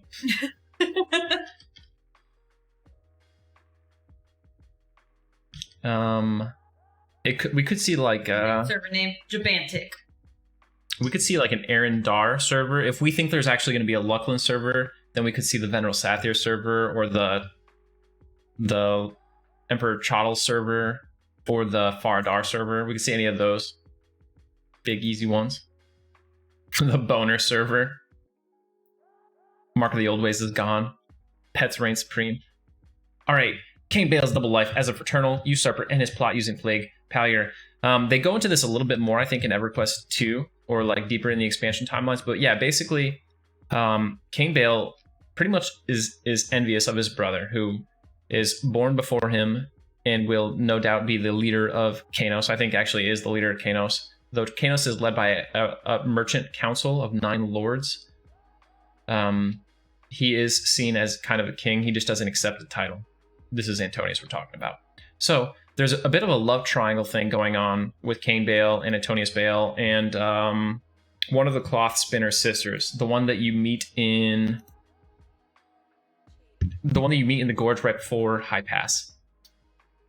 So there are a few reasons why they would have some animosity. But the big thing with him is just that he wants power, and he's not going to get a fair shake at it because of lineage and rules that go along with all that. Now, I think in EQ2 they established that he has a child which dies either in childbirth or very young, and this makes his heart particularly susceptible to going down the dark path, as it were. There's like a very sad note that his wife can give you. But for whatever reason, either way, Cain Bale ends up assisting the cult of Bertoxilus, known as the Blood Sabers and the Kanos Aqueducts. And he helps to unleash the plague in the Karanas.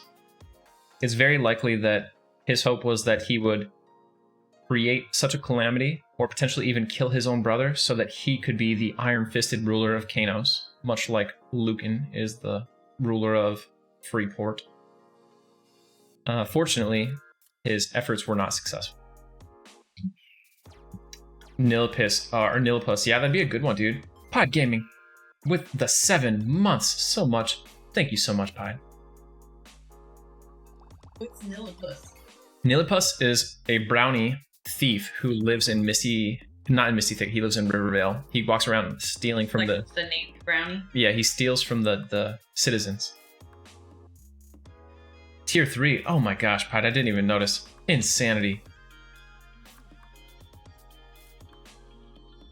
Pod, that's crazy. Pod needs his own emotes. Dude, I do need to make a Pod emote. Pod, if we ever get partner, I'm gonna get like 20 new emote slots. You let me know what you want, dude. You want it? You got it. What is that from? Like, I know it's a song. There's like a commercial. Like, it's like a hair product. Maybe. I'll write that down.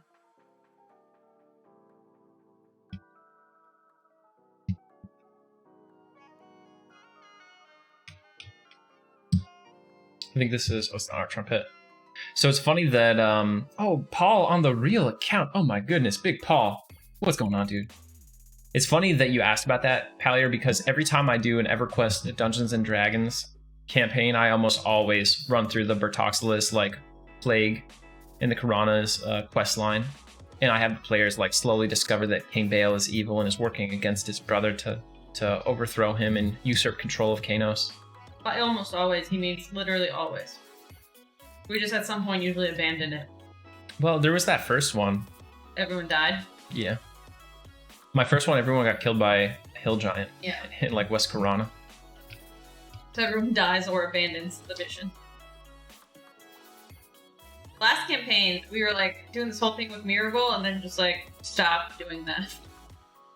They were like, we had to get his phylactery and like, we're gonna put it in the volcano. And I don't know if we even did that, but we just, I don't know, suddenly we were doing something completely different. Oh. Be destroying Kanos right now. Man, Bones with the good lore right there. I am one with the wall.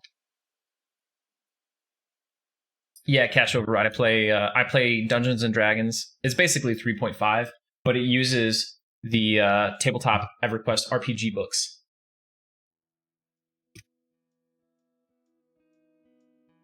There's like 20 books or something, and I'm very fortunate to have all of them. Gorlami's gonna go hug his girlfriend? Gross.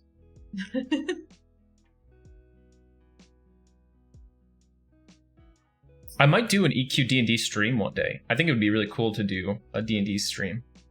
Dude, I think we got taught Thieves' Cant. I don't think it's anything about you. I think Gorlami might have taught us Thieves' Cant already. Yeah, last time we grouped with Gorlami, he taught us Thieves' Cant in Gnomish. I don't. No, I think someone else. Maybe Soup taught us them. Somebody else taught us them. But yeah, don't read too much into it. I believe you're still a good guy. Cash, I think they came out with them between 2002 and 2004. They did the publishing line, and then they stopped, so they're incomplete. You know, like the last book is kind of like, look forward to more, and then there's never any more. Zeathul, it is awesome. At least I think so. All my players say they like it, but like, you know, most people don't just tell their DM that he sucks, so. They're just so fortunate to have a DM. They don't want to push him away.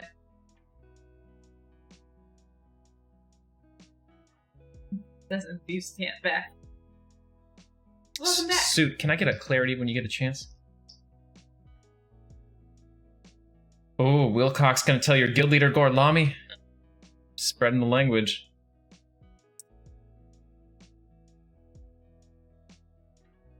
Welcome back, Liverflap. You know, it's funny, I like have never played actual D&D. I, like many of you, was like, man, I would love to play D&D one day. But then I never had a DM. And all my friends were like, man, it'd be cool to play D&D. And I was like, well, I guess I'll DM one. So I just watched a bunch of videos, read some of the rules, and I was like, all right, let's do this. Ooh, 4th edition. I heard that was rough. I've only ever played 3.5. And only EverQuest 3.5.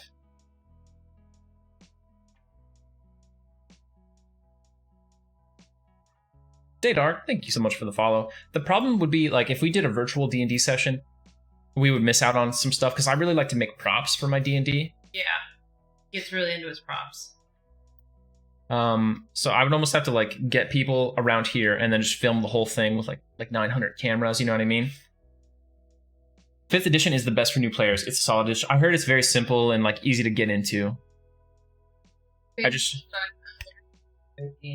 That's cool. Alright, Zeathul, favorite dragon and why? Well, outside of Carafirm, who is my favorite dragon? Outside of Carafirm. I'm gonna think about it for a couple minutes, Zeathul. You know, he got really lucky because he bought a lot of his books, but then we'd have, like, people that would be in the group that would just randomly find, like, the books he's missing. Yeah, my last... Be generous and gift them. Yeah, so my last group was really good. They were like... They found out about it, and they were like, what books do you not have? And I told them, and they literally bought them all on eBay after a couple sessions. Catch him right, exactly. That's exactly what happened. He did the thing he wants you guys to do. That's what I like, Slassic. I like that you can get really in the weeds with 3.5. I have a Red Conscience Warrior incoming.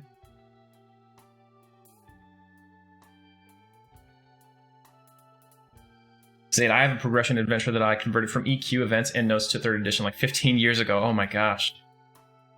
Yeah, dude, send it to me. That'd be awesome. I'm interested, very interested.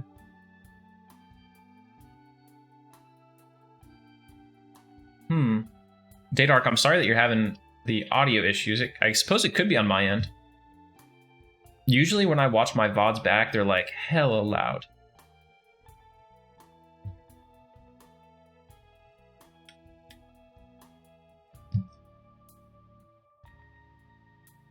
Froglock Ton Knight. Red.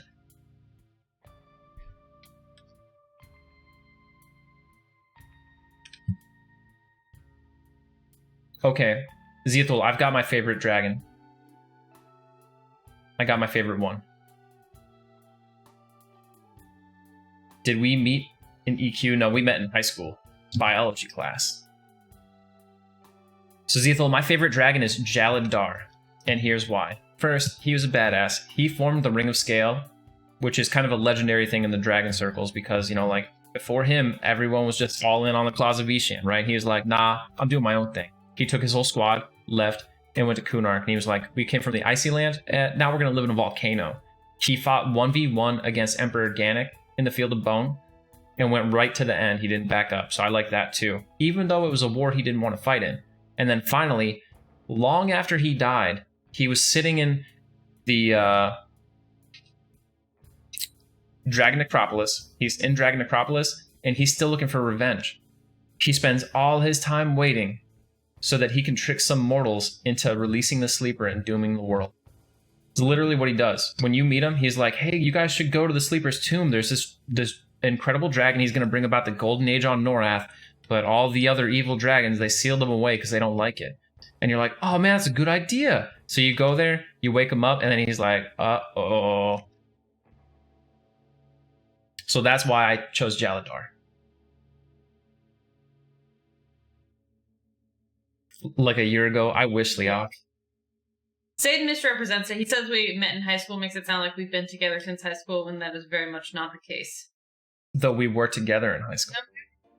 It's a very long, conflicting story. But we have been together for 7 years, which is less time than since we've been out of high school.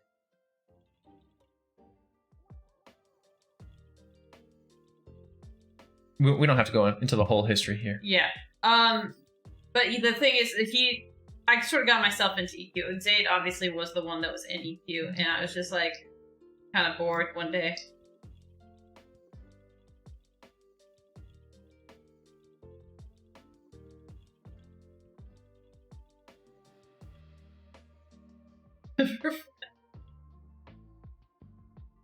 Liverfluff has a question. Who's your favorite internet personality? Bones, what lore are you trying to get? Are you trying to get the Zaide Trolley meeting one another lore? Is that what you're asking for? Liverfluff, who is my favorite internet personality and why is it Belle Delphine? Yeah. It's you say that. It's like when someone says, don't think of an elephant. You're like, fuck, I can't think of anything but elephants right now. Like now I'm trying to think of my favorite internet personality and all I see is gamer girl bath water. Yeah, I mean, there's not a lot of lore. The lore behind Trolley playing Everquest is pretty simple. Okay, so here, this is actually, we can get into this lore. Because this has been a common question that Zaide has jumped around the answer for. How to get your girlfriend/wife to play Everquest. There is one answer. He has given you many. They're all wrong. The true answer is move her to a foreign country where she has no friends or job and nothing else to do. Then have a server launch come out and say, hey, you can hang out with these people. And then she'll play. So there you go. That's her take on it, I guess. Or you could try his other methods of ignoring her and buying her wine. You should just buy her wine anyway, even if you're not trying to get her to play. I'm pro buying your spouse wine. And you should always ignore your significant others. You should not ignore them. But yeah. Yeah, just move them across the world and you'll be fine. Pavlov method, exactly, Fantoon. Glad you remember it. It's proven. We rely on science here.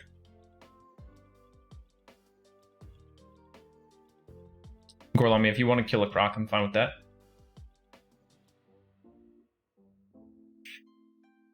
But yeah, that's actually how I started playing. I just, I didn't have a lot going on. Pretty much. It's a lot less complicated than that.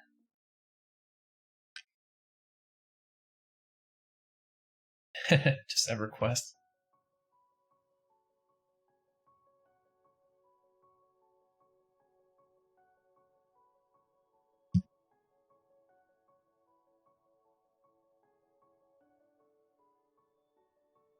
Destiny is a start. Trolley played Destiny before she played Everquest. Yeah, so I played console games way before this. I actually finished Destiny, and I didn't do like the DLC. Like I finished the first chunk of Destiny, but I liked that style. I wasn't into PC games. TDY to Norath. Not anymore, Variety Void. I played, like, when Destiny 1 came out, I played Destiny. And then I tried to get into Destiny 2, but the load times killed me. I just gave up and never went back. Those Destiny 2 load times were real. Very real. I guess I'm going to be right back in just 1 second. Feel free to have many amazing conversations with Trolley in the meantime.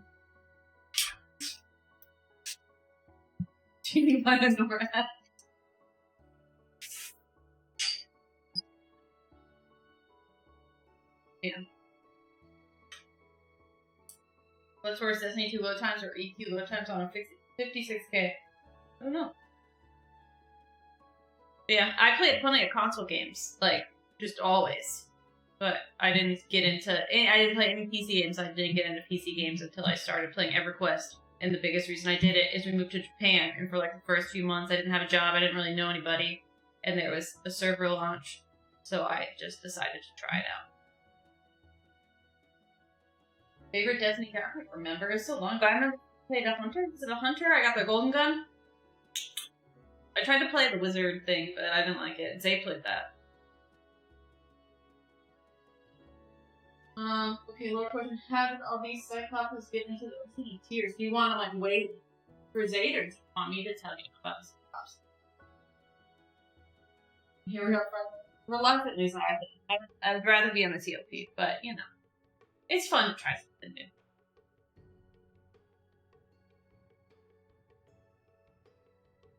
Oh, Trolley lore, okay. So, how did all these Cyclops get in the ocean of tears? So what happens? The Cyclopses actually originated... Why was that? Is there a bad guy? There's a bad guy. Okay, hold on. I feel like I always start my lore and then there's like, I can find something.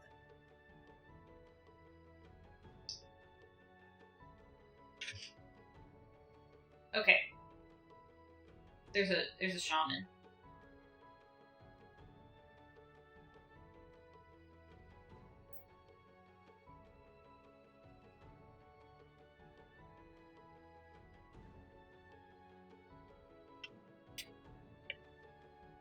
Okay, Shaman's dead. Alright, so the Cyclopses originated in... Cyclopses originated in those mountains. What's the thing called? Give me a second, chat.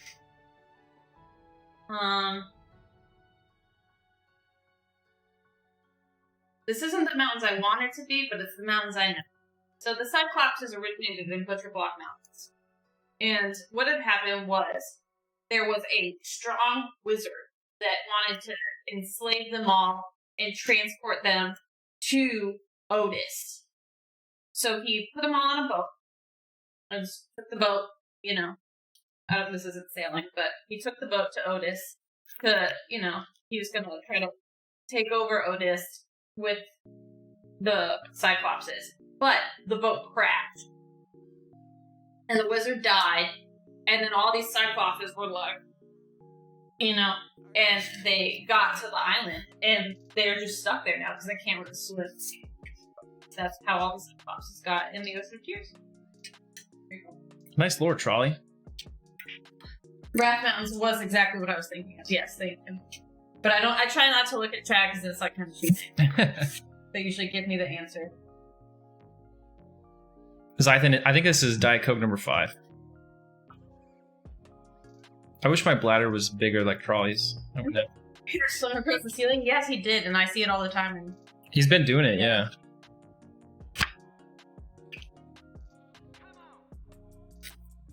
Yeah, so here you go. I hope you liked it, Weasel. Weasel, do you want to hear the real lore of the Sea Fury Cyclopses? Fuker, what's going on, dude? Batwing Crunchies, very nice name. Thanks for the follow. And Race Match, thanks for the follow as well. How do I sleep? I think I actually don't feel the effects of the caffeine. It's just like water to me. He's a high gator. Alright, so check this out. The lore for them is actually like really stupid. I'm going to read it directly out of the good old monster manual here. When the giant races were decimated by the gods following Ralosek's doomed campaign into the planes of power, perhaps none were so affected by the ensuing divine wrath and punishment as the Sea Fury giants, cursed by Prexus the Ocean Lord for preying upon his beloved Kedge with their devastating long-range attacks during their military campaigns. To symbolize the giants' lack of foresight, Prexus plucked out one eye from all the giants, depriving them of the ability to judge distances accurately. He also enfeebled their minds, thereby removing their arcane abilities, and deposited them in the middle of the Ocean of Tears so that he might always keep watch over them. And there you go. Nah, I like mine better.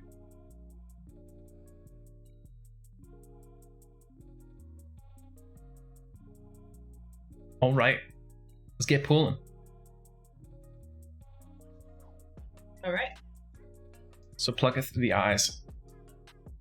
I feel like every time we look up a new monster, we find a new monster that was part of Ralosek's army. Like, Zaide, why are there rats in EQ? Well, before the curse of the Wrath Council hit the rats, they were an integral part of Rallo-Zek's armies. It was very polite of him to put it in the center, right? Did some escape? I don't know, Moist Donkey. That's a good question. Moral of the story, Zek wants to fight everyone.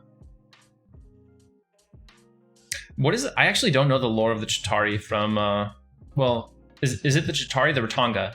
I don't know the lore of the Ratanga from EQ2. Like, what's up with them? Envoys of the Wrath Council to control the goblin swarms.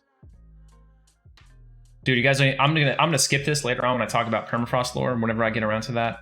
But according to the deep lore, there's actually like 3 different tribes of goblins in permafrost. 3 totally distinct factions of goblins.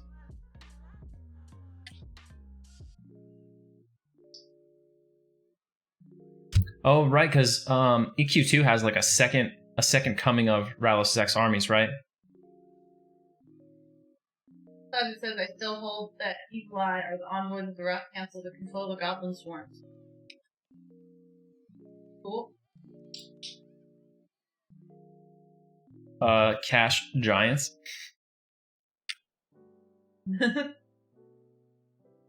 I'm guessing, the giant skeletons. Cyclopses, That's true, but we don't see any Cyclops skulls, Oh, true. But yeah, I'm guessing it's the giants. That's why we see the giant skeletons in the Wrath Mountains, where we have also all the hill giants. Right, Weasel? So the way they talk about it, vicious. Oh my gosh. After many streams, I finally earned the follow. Thank you so much, dude. So the thing with the goblins is supposedly there's a normal goblin tribe in permafrost. And that's the one that is actually led by King Fex Cod IV. And then there's an ice goblin tribe separate from him, even though he's blue, okay? And then there's another tribe called the Sith. Yes, I'm not joking. They're called the Sith. And this tribe worships Lady Vox. They are her personal pet tribe. Wherever she would go, they would have been. So when she got imprisoned in permafrost, they showed up. Gang, gang.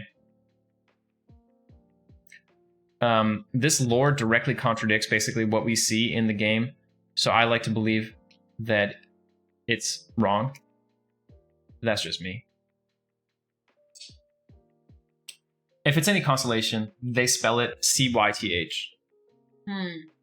Probably so they don't get sued. Maybe you're just saying it. Maybe it's Scythe. Could be Scythe. There is no pronunciation guide. Oh, you know what we could do that would be fun, chat? Do I have my Lucklin dictionary over here? I think I do.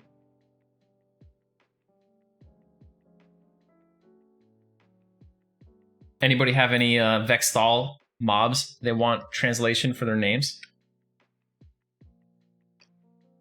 I happen to have ye old Lucklin dictionary here. Let's get on this. Which one is the Charmpet? Gaslight? Okay, let's get on the Tom Knight. Yeah, screw those Luslin people. If you say Luslin, click the red X on the top of your browser right now. Got Luklin people. Luklin people are at least tolerable.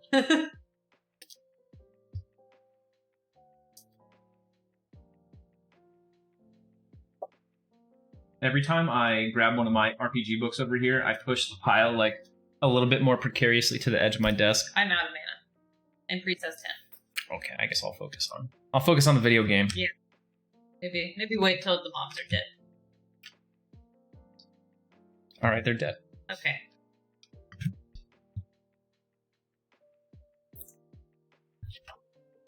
I know one of these books has a dictionary. Bryce made my character listen.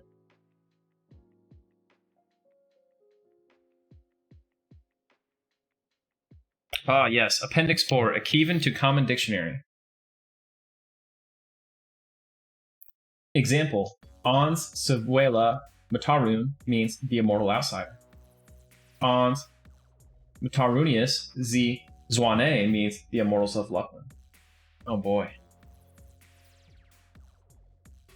There's only losing here, Novocham. You can't win. Arvis, I was thinking of you when I said that. I can't even read that. Arvis What? has a question. Oh, Arvis. Oh my god, so is it egalism like Lego? Or, well, you heard me say it, so it's... It's definitely not ageism. I think it's egoism.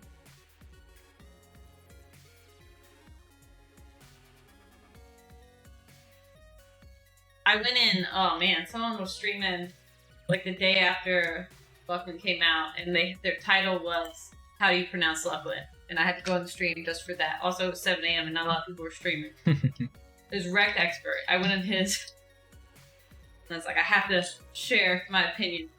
It was a good title. Egoism.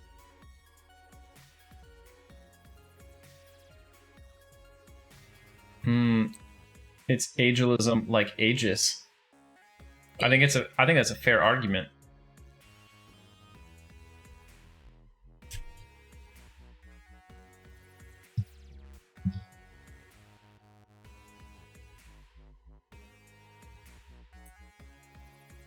I find your argument compelling that it should be ageism. It's gonna change his ways.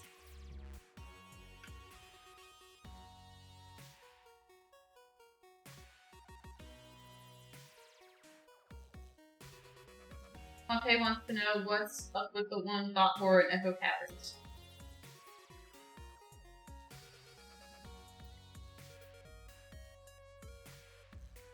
What is up with the one thought horror in Echo Caverns? Let me look at the Echo Caverns map.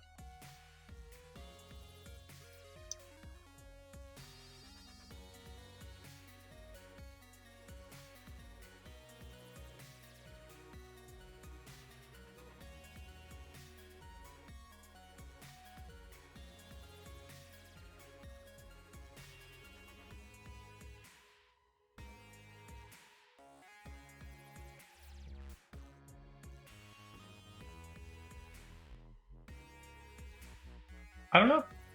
That's a good question. I don't know. I mean, the thought horrors in Lucklin are trying to expand their domain, though they are primarily focused on expanding into Sra Temple and killing the Shisar and enslaving them. But it wouldn't be a surprise for there to be some outliers who went in the opposite direction. Rocky Boyd said, as a professional of saying all Everquest names entitled incorrectly, he just says it fast and hope no one corrects. That's a good idea. See? Yeah.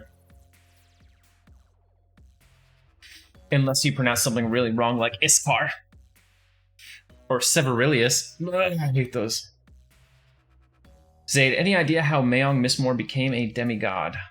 I do have an idea. Zalo, next question. Zalo, how did he become a demigod? So, what happens with him basically is when you go to Dreadspire, when you go to the Demi-Plane of Blood, now you have me thinking. When you go to the Demi-Plane of Blood, he must already be a demigod, right?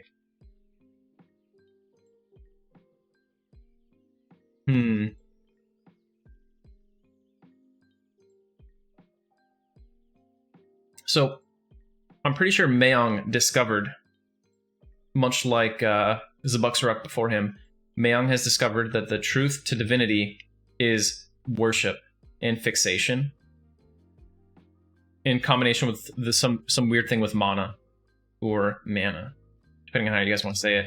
But yeah, so when you get to Mayong finally in Demi-Plane of Blood, at which point he is ostensibly already a demigod, he goes on and on when you kill him about how you have successfully worshipped him and you have given him the gift that he wanted and everything, so that he's now a god or something to that effect.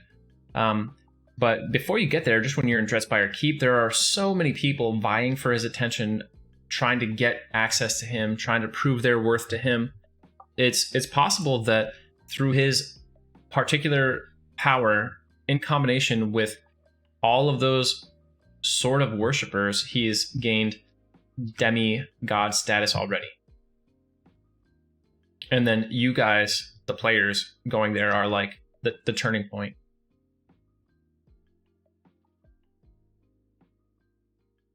Liverfleck wants to know what's the fastest you've lost the most amount of plat and how bad did it feel? I don't know if I ever lost any. How do you lose plat? You know, I've lost roll downs for a couple chrono before. What's a roll down? Is that like the gambling? Yeah, it's where you /random 1000 and you keep going all the way down until someone hits a 0. Gorlami, you want to have a roll down for 90 plat? Alright, I got you back. You're good. Gorlami took it. All right, so ignore any extraneous rolls, Gorlami. So I have to roll 355. Man, you went low immediately. Oh, I got a 302. It's your turn, Gorlami. Chat, don't tell Gorlami. 156, all right.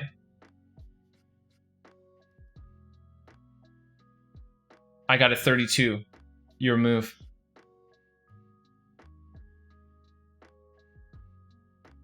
You got a 6. Oh my gosh. Enjoy it. Enjoy it. You gotta do your roll. Random 1.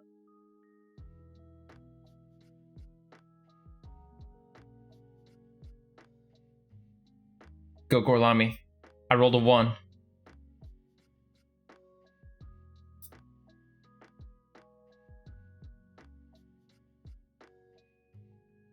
Oh no, guys.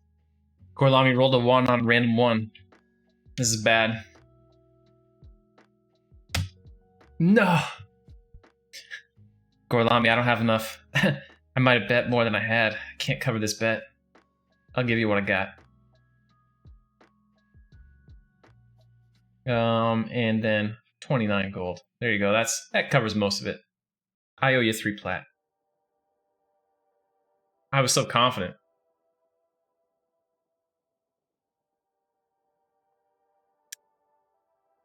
73. Oh, because you just want to do. I don't even understand what's happening, but I'll take it.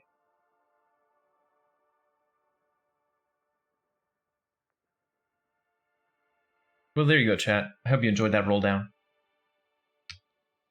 I think I'm notoriously bad at roll downs. Big Frankie, that is a lot of numbers after your name. Slazica says, egoism? From howtopronounce.com. Egoism. Oh, you only bet 10 plat. Okay. Lucky me. Yeah, right, all that pickpocket plat. I see you.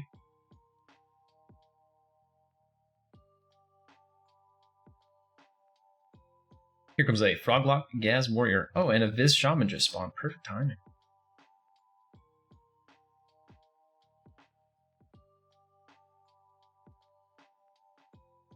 Oh no, we reminded him. No, you don't have to. Just saying.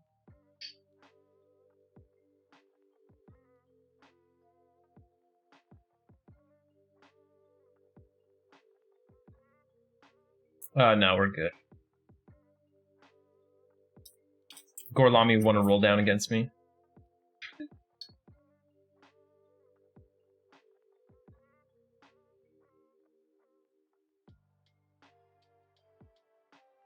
How much did you lose? 10 plat. Trolley, do you want to roll down? Oh, okay. You know, I was watching somebody is addicted to gambling. I was watching some issue. I can't remember who it was. But they had a problem.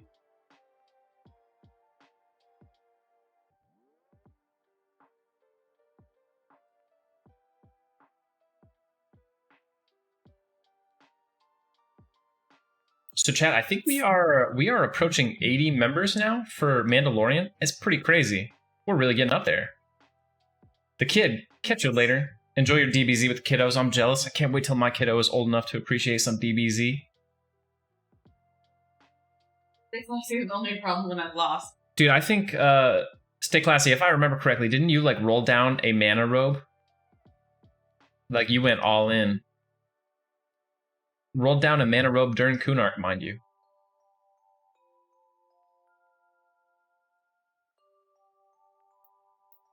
I hope so, Liverflat. Having more people is so good because it means there's more grouping opportunity for everybody, you know what I mean? Which is key to having fun. Let's look at our roster. Oh my gosh, 78 people. Looks really nice.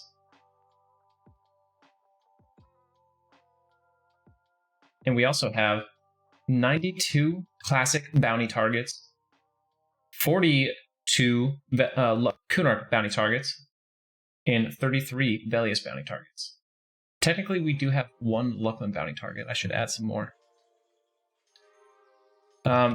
You add, how do they work? They kill you, and the rest of the rules apply. I think I did a roll down one time, and I lost a whole bunch of platinum, and then I vowed to never do it again. Oh my gosh, kid, please don't. Don't worry about any of that. I'm happy just with the views. Someone will gift you a sub. Probably. If not, I'll gift you one. Next time Zaide streams solo. I got you, kid. Variety Void, I'm going to be pulling an all-nighter.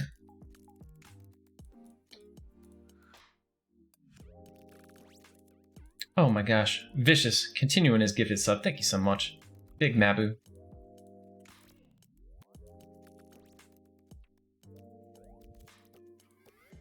You are too kind. So I've been thinking about... No, probably not. So I'm going to start playing right at midnight after I do the guild invites and everything.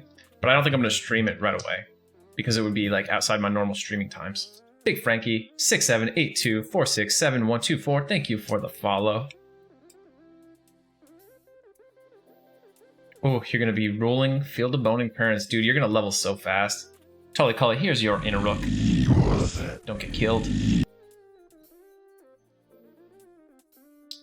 Zalo, so I think Darkman of Otis was actually straight up disbanded, right? But SEAL Team was just banned from raiding indefinitely, but you understand, when you hear that kind of thing, that there is a time limit. We just don't know what the time limit is. So yeah, SEAL Team got banned from raiding, and that's because they broke some rules. I think the foundational rule that they broke was that every 4th Trachanon was supposed to be like a different guild, or was supposed to be like an open raid, and they killed 4 Trachanons in a row. I believe that's it. Someone can correct me, no doubt. And then Dark Man of Otis, it looks like they got banned just for talking a lot of trash. I'm kind of not in support of DMO being banned.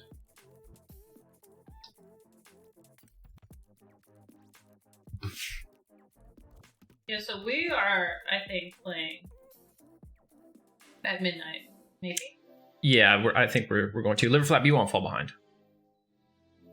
But that's only because we generally don't play that much. Right. You definitely won't fall behind. This is P99 green, Vicious.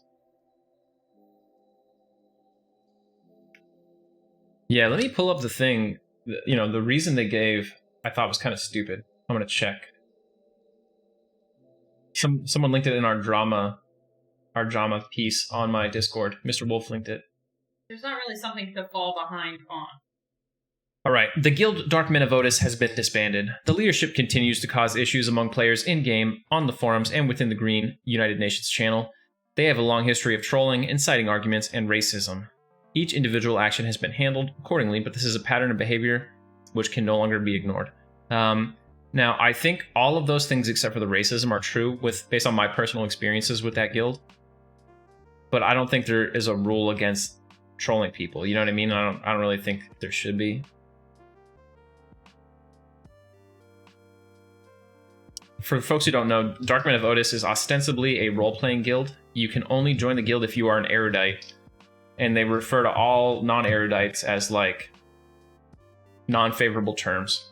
They say that non-erudites spread the Antonican pox. But it's all couched in lore-relevant, game-specific terms. Yeah, I think you're right, Pallier. They disbanded DMO.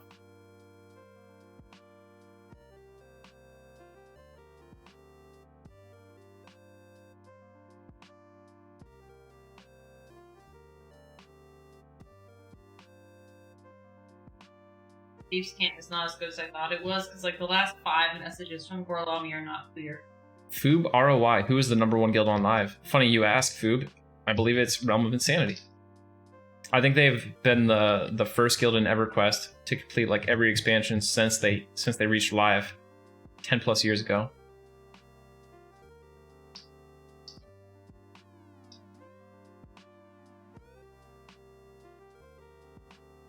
Keep checking for like your buffs on your screen. You're expected to still here. Oh yeah. Yeah, now any one particular person's experience with DMO, you know, your mileage may vary. My experiences with them were positive. But yeah, I don't know. I know Nergon from FOH forums was the leader of DMO. I've always got along with Nergon. They did this cool thing where people wouldn't let them join the rotation because they thought that DMO was a sister guild, like a pet guild for SEAL Team. They thought SEAL Team was using DMO to get more rotation slots, which genuinely was not true, at least at the time. So what they did was they took a rotation mob, King Tranix, which they could do alone, and I think they held it for a whole week. They just sat there at King Tranix's spawn, laying claim to it.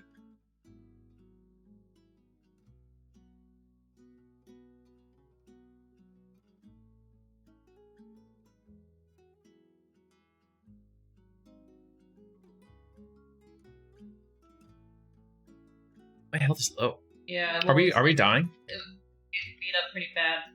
Should we get on? We're gonna get on this shaman here. The Viz shaman is below half health.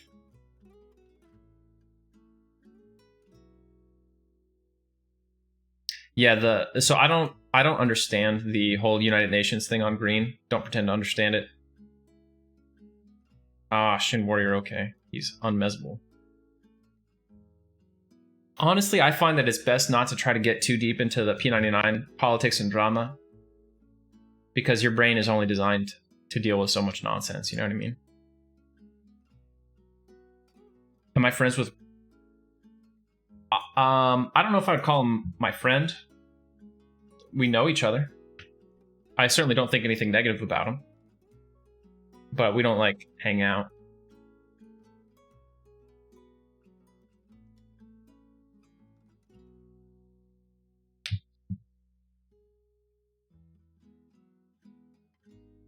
I'll call him my friend. I don't know if he would return the sentiment, though.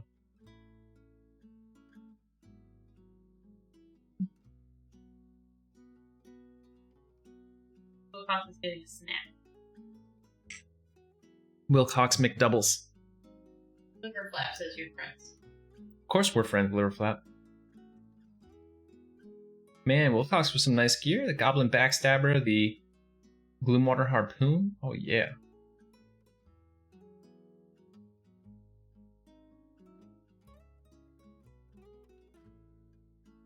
I agree, Palier. And you mean that, like, instead of the random variance that was added outside of Classic?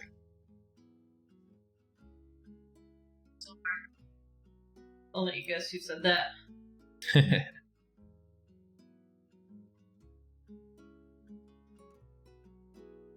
Dude, I think people sell that shit for like 20 chrono sometimes. I'll pay 3. Big difference from none. Oh, okay. What is it going for, Slazik? I'm interested.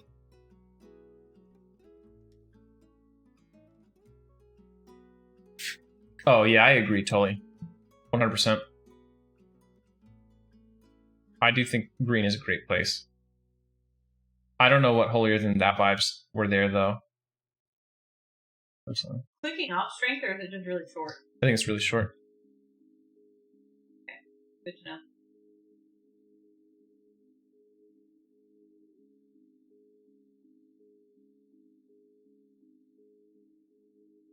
Foob. What I said was Realm of Insanity is the top guild in EverQuest. On live.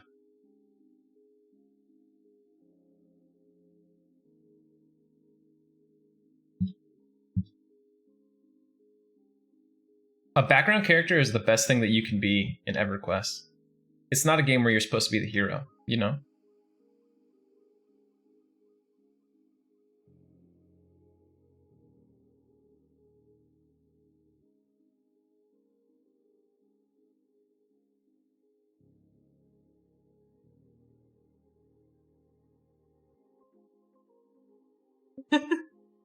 He said he was in Crush on and the High Elf Sugar Mama saw him struggling with his rusty spear and hooked him up. Hashtag blessed. Shout out to Christmas time. Shout out Christmas time. Thanks for helping out. Big Frankie, here's my gear. At least you can see the icons. I'm rocking a hooded black cloak, a rubicite breastplate, a crested spalders, 2 granite bracers. Most of my other visible slots are dark forge. I have a thick banded belt, 55 HP rings, skull-shaped bar boot, grotesque mask, etched ivory charm, a worm slayer, and a cracked darkwood shield, and a ruined bone fork. I do have a box of abukar, and like anyone else who played at Green Launch, I have a pile of Thex daggers on a bunch of characters somewhere. Oh, and I have boots of brawn from good old Lucan. It's not Sir Lucan's Lear. It is. I know that name. Why do I know that name? Don't tell me why I know that name. He is in Freeport? No. Yeah. Because Kanos is the Bale. Yeah. You are correct, Trolley. Well, you paused so long, I had to down myself. Sir Lucen. Don't even start. Nah, totally, Cully. I think the P99 Green has the best community overall of any EverQuest server that you can really play on. No Dragon Haste. I'm too impoverished for that, sadly. Yeah, I think P99 Green has an incredible community. Now, at the top end, if you want to raid, everyone has always known for years and years and years that P99 has what you would call a toxic raid scene, but that's not really a product of the community so much as a product of classic EverQuest just being classic EverQuest, you know? There's not much you could do about it. That's just how it rolls. It is a zero-sum game. Recess for you, man. Okay, 2 reds incoming. Okay. I'm not joking. Oh, I know you weren't. Actually, 1 is a white con, so it's not so bad. We're gonna get this. Yeah. He resisted my spell. Perfect. We're gonna get on the knight because we probably can't miss the knight.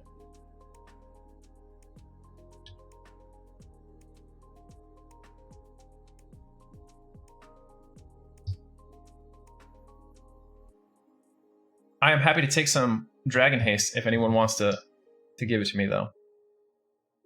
I had a Mithril two-hander. That's what I was using for a while, but I sold it to pick up my Worm Slayer because the Worm Slayer looks so much cooler. And that's why I don't have a haste item anymore, because I built this character around having the Myth 2H. I made this character during Classic, and the only item I've bought since then... Uh-oh.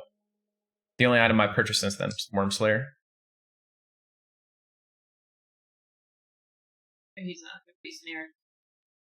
Ooh, that's a good question, Weaselblighter, and I have an answer for you. When we're not near death.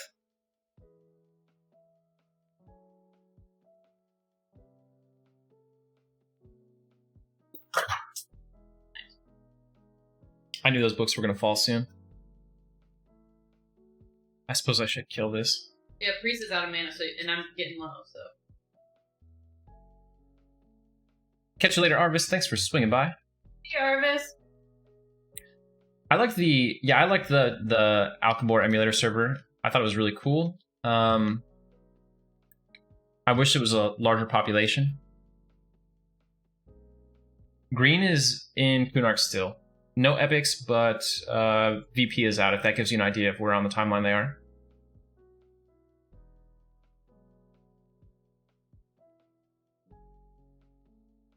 I think we'll agree to disagree on that, Tully Cully. Personally. But that's okay. We could disagree. Not a big deal. So let me find you the difference between a Viz Shaman and a regular Shaman.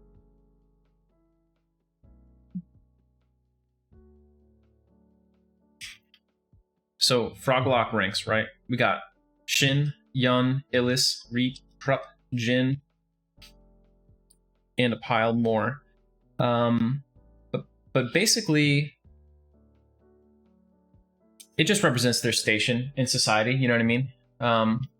They're a very hierarchical organization. So the Shin Froglock is a higher rank than the non-Shin and Viz, etc. I think the highest ranking shaman in the zone is the Nocta, shaman. There's only one, and it's part of like a Soul Row quest line. I think that's the highest ranking Froglock outside of like the Shin Lord and stuff. We have a Pompin Suits AFK.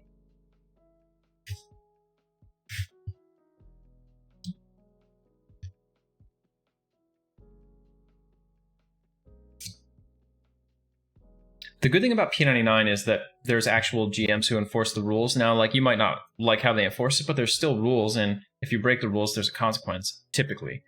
The bad thing about TLP and retail in general is that there are sort of rules, but they're never enforced ever.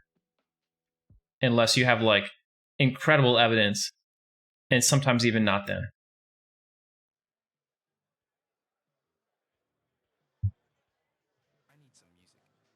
And I cared less about player behavior than about like actual hacking and botting hundreds of characters, that kind of thing. I think really ruins the server more than anything. Welcome back, Suit. Or sometimes you just get banned for being present at the wrong place at the wrong time. Big Liak almost got suspended just for hanging out in Soul B with us.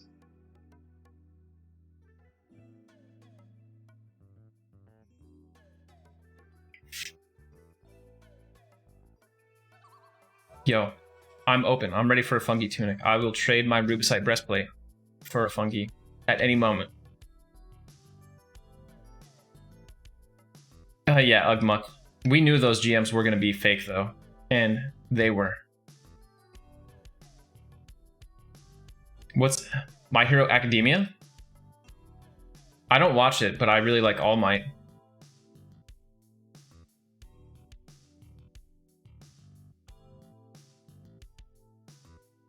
Oh, that was so funny, J-Twigs. I remember that. Yo, I'm trying to win Survival Quest over here.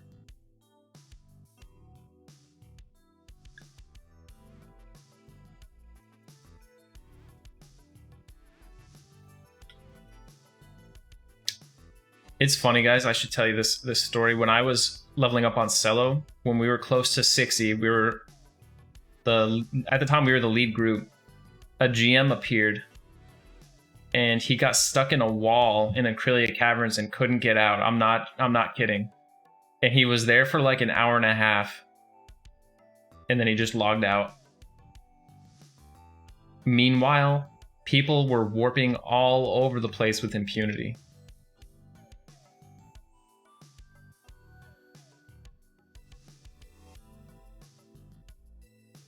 Oh, Yellow Swagger, that's so funny too.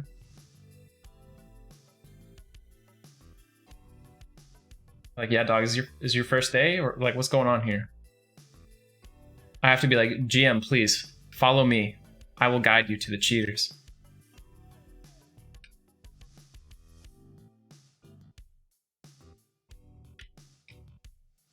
You know what? I don't like these pots. Look at this. Look at this, guys.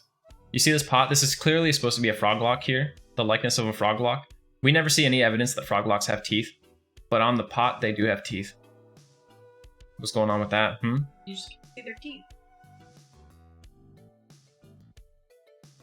Seems pretty simple to me. Immersion ruined. Maybe it's a shark. Maybe. Look, let's see if this guy has teeth. Look, there's no teeth there. His mouth is closed. It's open. He's just got gums. Yeah, see, there's his little teeth. You see the white? No, that's gum. Not white. It looks like he has 2 rows of teeth, actually. See? No teeth to be found. Here comes a Viz Shaman. Dental plan. They start off with teeth, just none of these frogs. The tadpoles get them. Foob, I don't think I can. FBSS is about 6k plat. I play this character twice a week for like 4 hours, and I have 2k plat saved up. I don't really see a huge value in shifting that around. Also, you got to remember that the majority of my aggro comes from one spell, which costs almost no mana. It doesn't come from melee swings. But I do have to tank, and an FBSS would be much worse for tanking than a thick banded belt with its big 8 AC.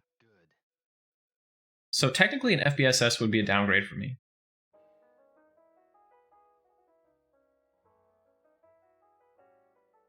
You thought it was a shark all those years, Alavaz? Oh my goodness. I'm glad we could open your eyes on this.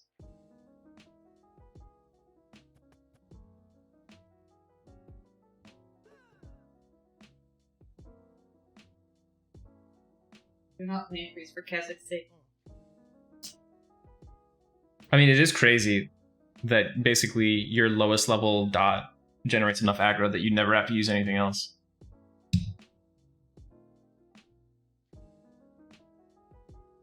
I heard that Shadow Knights are actually really terrible on blue, like Velia's content.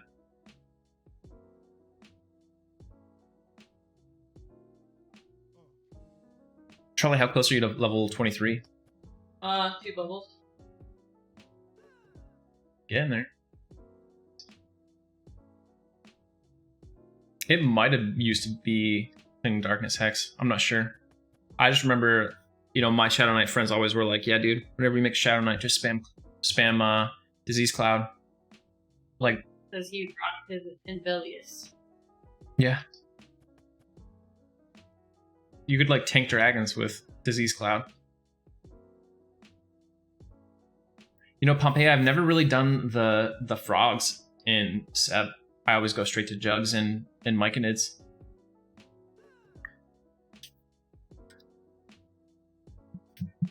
Yeah, exactly, just like Rangers and Flamelick. Just 30 mana. That's like 1/3 of all the mana he needs.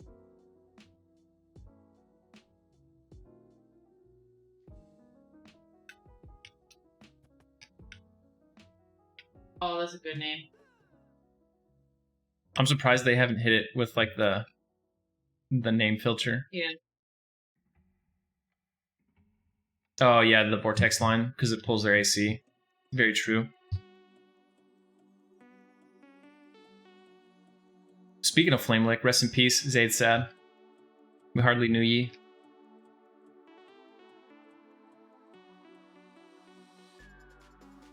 We should have respawns any moment since I'm about to pull over here. Oh, sorry, Liverflap. Tell me about Ocean of Tears, Timor's Deep, and Island Denizens.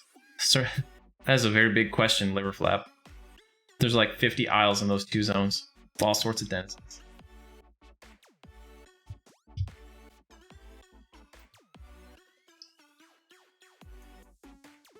There is a clip, Tully. Yeah, it died. I was being an idiot. Like, I went in really expecting to die. To give you perspective, Tully, I engaged a yellow con named wizard mob in the bottom of Runny Eye. Novachamp killed it. Why? Because you watched it? Is that what happened? Novachamp watched live? Yeah, Novachamp called me. I don't want to do that. Novachamp said I was a bitch if I didn't do it.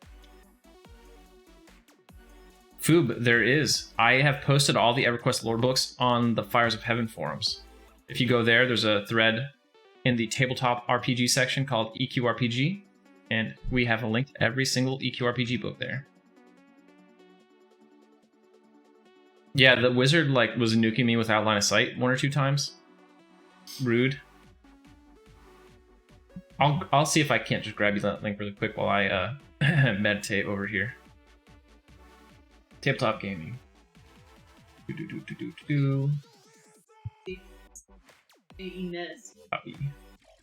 All right.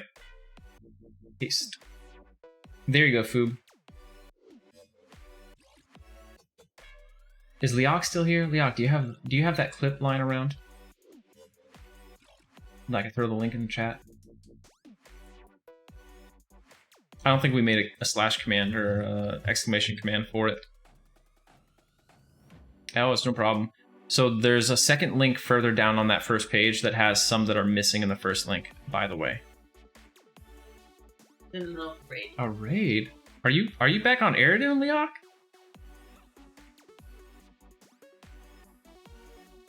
Need a surname. Pasta. Is that what it is? Pasta? Yeah. Okay. Everyone else got a surname. Feeling left out. Oh, nice. Sanctuary. Nice. Good luck with your server first. How many people play on Sanctuary?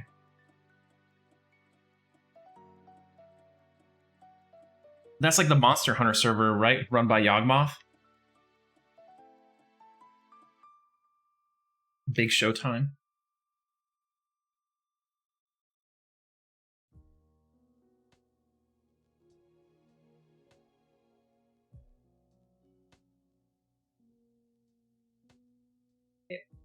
All right, priest. All right, I see you.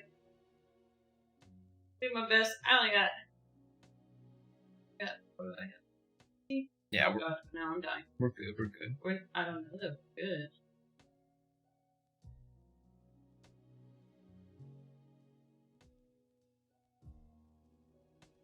Oh, okay.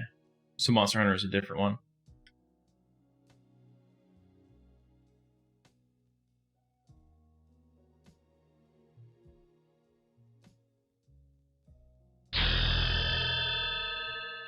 Oh, we got a ding in the chat. I heard it. Super suit guy. Hopefully you keep this one. Oh yeah, we have the curse coming up, no doubt. It's too bad for him.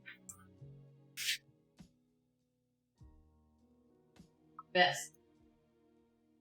Dude, that's cool, Foog.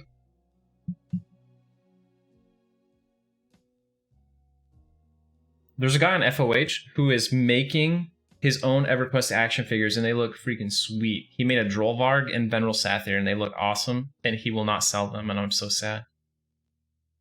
Someone want to see the Ranger death. Oh, yes, Rick Archer, please paste it.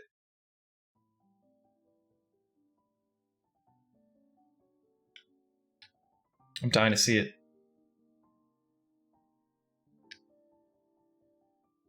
There you go. Rip Ranger Hobbit.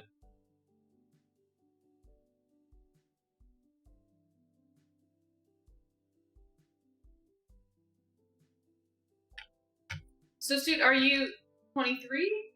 24.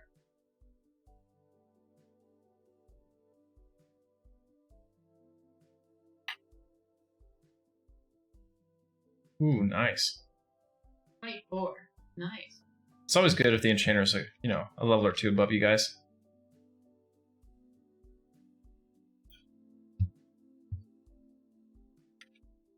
My hand was misaligned on the keyboard. Am I having a stroke right now? Can I type, please?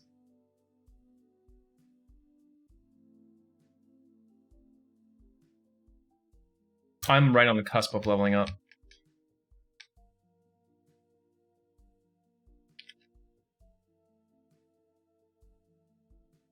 Oh, thought I was like swimming for a second.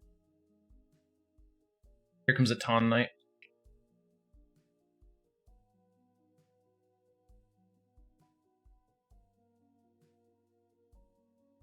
I'm maybe like 10 kills away. You know how P99 is. You have to have like your total bar filled with no pixels of space, and that's like 3 more kills.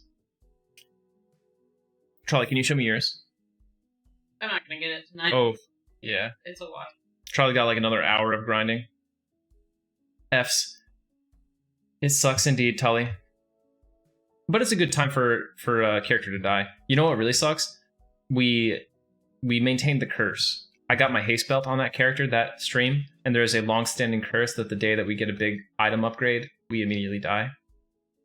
You just can't get item upgrades? Right, I just do the whole run in cloth. But is it like relative? Like you get a really good cloth item that day, you know? No. I can't loot the cloth tunic.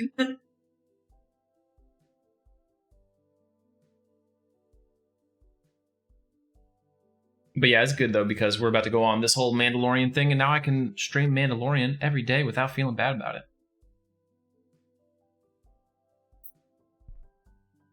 Oh yeah, by the way, Liverflap, I owe you some lore.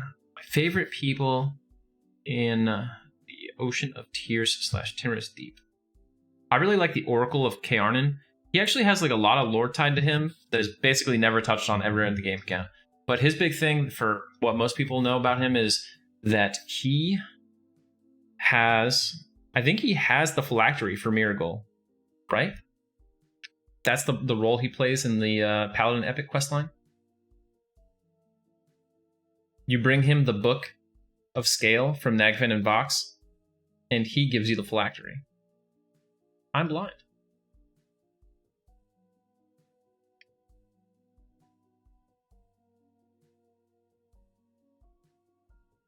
So technically the Oracle is like an official thing that you can become. Not obviously players can't become it, but in the lore it's an official thing you can become. It's very challenging to do. And for that reason, the Oracle of Kaarnan is a very important person. To take it real seriously, that's why he's got his own bodyguards. But yeah, I think he's the coolest thing in the Ocean of Tears. Feels Batman would be a cool surname.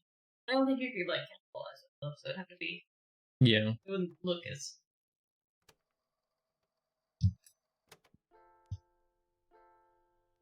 Oh shit.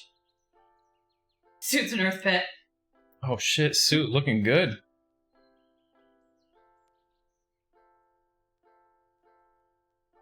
My surname was rejected.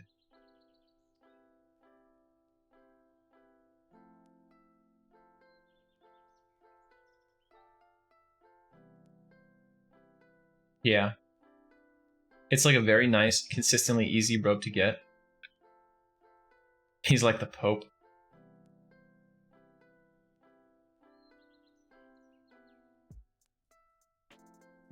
Your faithless devotion to a false god leaves me no choice. Man, Froglock Town Knight cutting deep right now.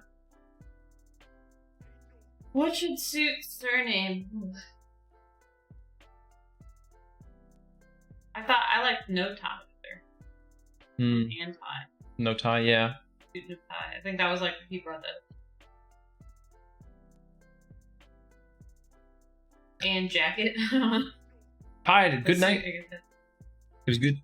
Good to see you, Pied. I look forward to doing our practice grind on Friday. Suit sauce is good. Ooh, yeah. Oh yeah, Oracle robe stock is crashing right now. It's gonna be so plentiful. Ooh, suit of armor. I think of armor or sauce. I don't know. And Tie is like a little too on the nose. I'm on the Ton Knight, actually. He's a redcon. Suit of cards. Ooh, Suit Yourself. That's a good one. Yeah, Fantoon, that's my favorite one. Suit Yourself. And look at this no teeth having Froglock. Man. Telling you, not a single tooth in this mouth. Look, no teeth. Alright. Shin Shaman time. Ooh, Ding 23. Ding's in the chat. Whoop whoop.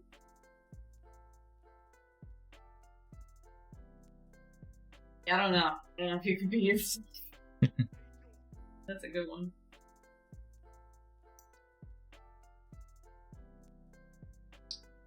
It's whatever you feel in your soul, Suit. What feels right.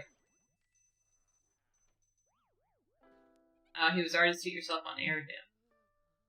I can see why you wouldn't want to double up then. Yeah. And on P99, you can't redo your surname. Like, it's legit permanent, right?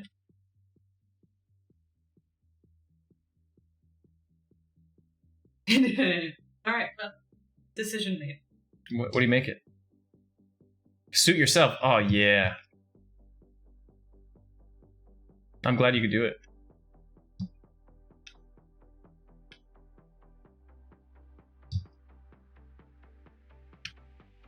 Maybe I'll make my surname Himself. Grimgruck himself.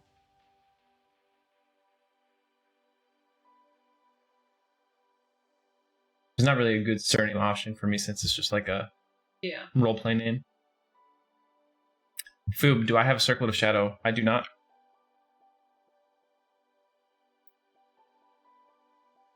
There we go.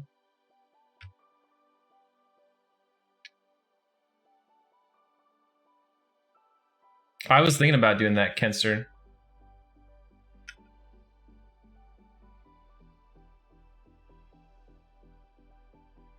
Dang, Pallier. It takes a Froglock 100 years to reach full mature age.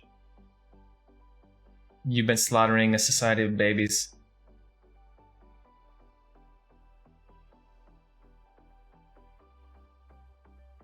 Guess we become a scythe now. It's only the next step. That's a good plot twist, Pallier.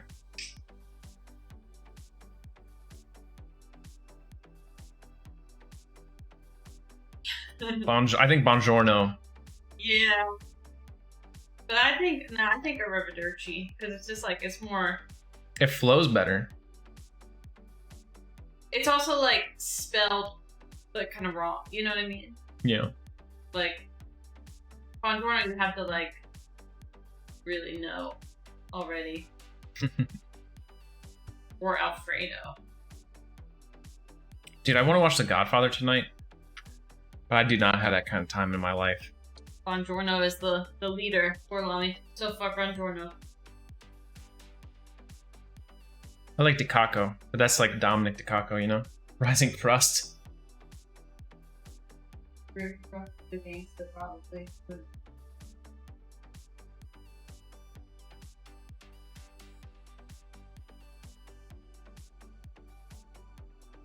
Oh, Taiko, you watched it for the first time? Have you watched the second one yet?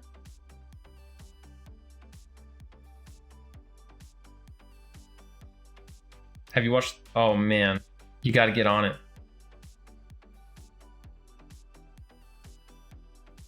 And then when you watch the third one, there's like a new version of The Godfather 3 that came out last year, if you guys don't know, where they like... It's not just like a remastered, like high definition, like they reshot or they added scenes and moved things around, so it's actually way better. I forget what it's called. It's like Godfather 3 Mea Culpa or something. I consider it the definitive version of Godfather 3. Charlie's looking it up.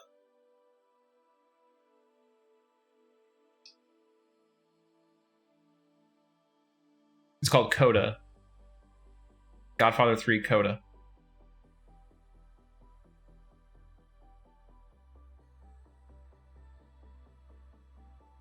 I haven't watched The Irishman yet, but I want to. Ooh, Taiko, I'm really excited to hear what you think of Godfather 2. I think it's my favorite Godfather in the series. Alright, Taiko, watch it tonight, report back Friday. Charlie hates The Godfather.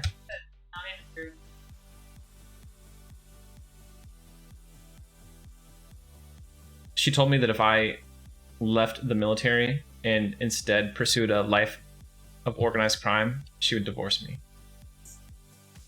I did say that. But I think that's really every man's dream, right? If you became a professional criminal.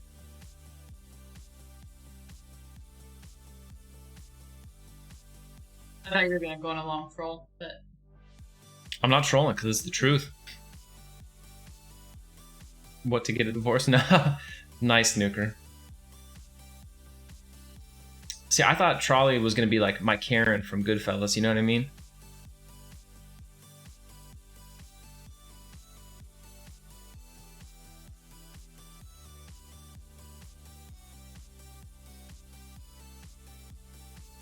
Some Breaking Bad action.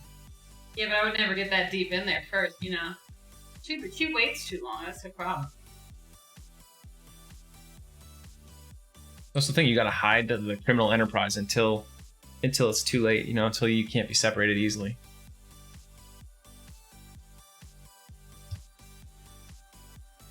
Oh man, we have Alacrity. Swings so fast. Do you shave your garlic with a razor, right? Like in the prison scene? Oh.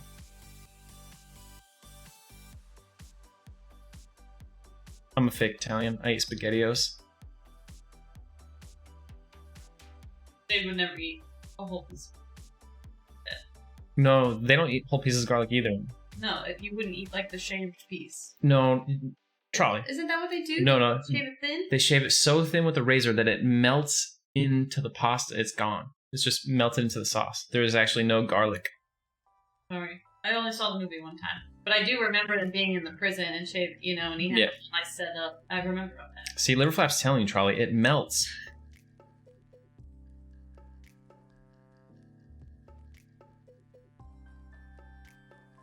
It was a prison for wise guys.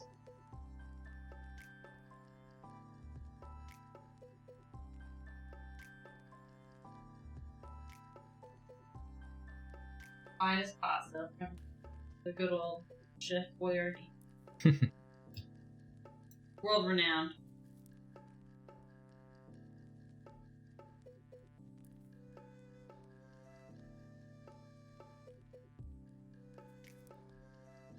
Ton night. Doing ton night? What are you doing? Is it? Say it again for the crowd. Gosh.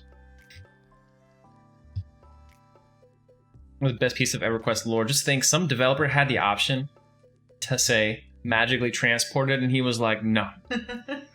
No, the explosion launched their city and entire race to the moon. Or maybe he was like, to Luckland, and then one of the other guys was like, Frank, you know that that's the moon, right? And he's like, I don't care. Was the name of you trying to kill Karen or grab the dress from down the street from the store?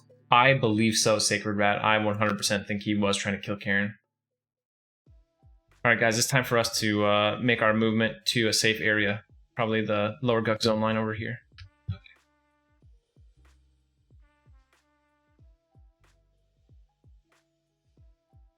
Poor Slapbox. I remember him from last time. His corpse is on the ground there.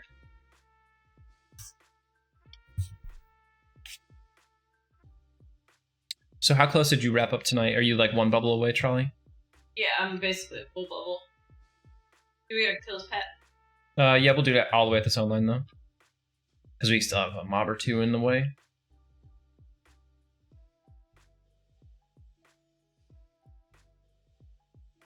Yeah, Sacred Rat, definitely. I got like the sketchiest vibes from that scene. Gorlami's real close. Do we want to get 2.2?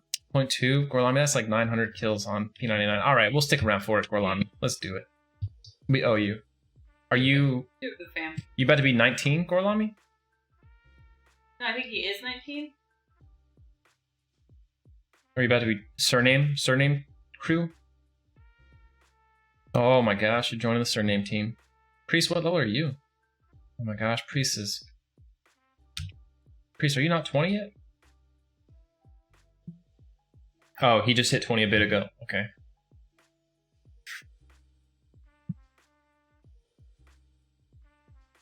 Oh, duh, I see. Priest Bulwark. Wilcox, did you level up this during this group?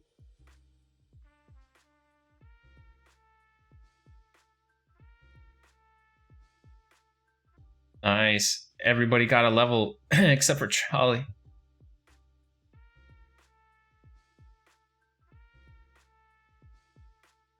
Who's been pulling all these mobs? Like, they're all gone, but we were not pulling all of them.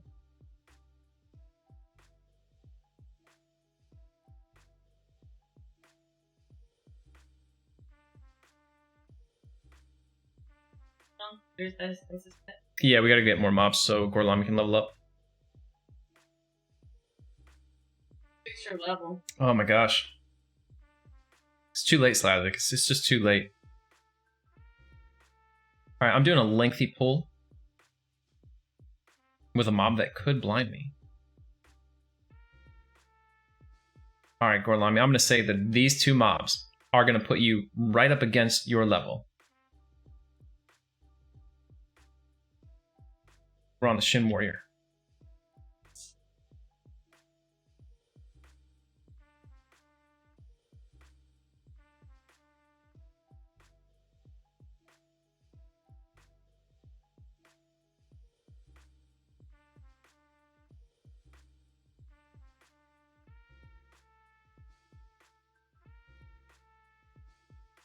You know what? I'm very intimidated about assigning point values to the bounty targets for Mandalorian because it's got to make some kind of mathematical sense, and I'm exactly the wrong type of person to be doing something like that. All right, Nuker, ask away. Tell me about your weird story. Is it about Kazakh Thul? Because I love weird stories about CT.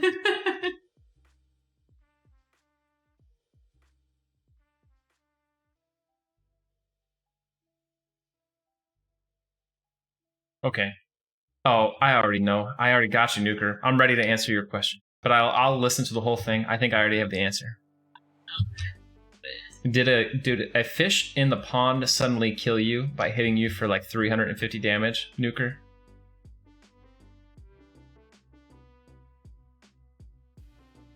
Okay, so check this out.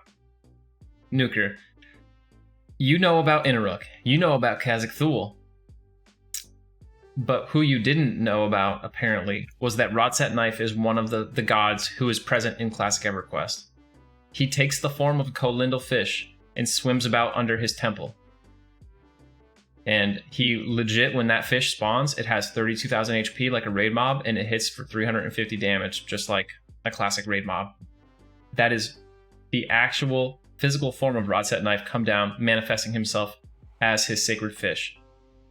It's rare, but it happens. And he probably said, like Fantoon said, "You fool, you have just struck the god of Rodset Knife, taking a swim in the form of one of his fish." Has anyone taken it down? I'm sure someone must have.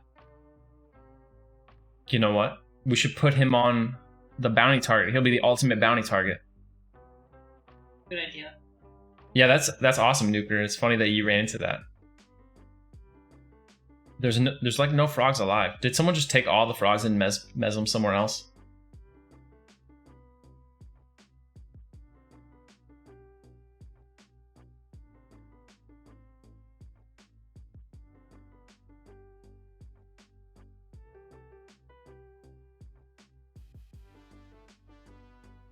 All these are mobs plus one.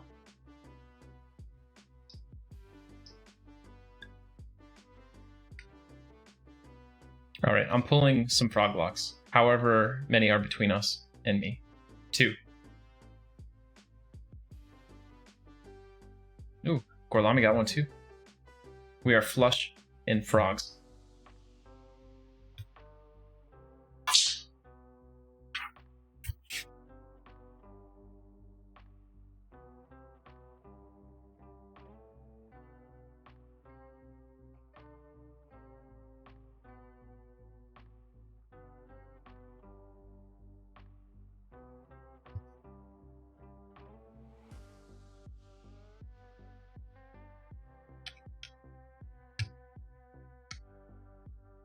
Gorlami, how close are you now? Probably like that full, but not level. Gorlami's like, one more bub. One more bub.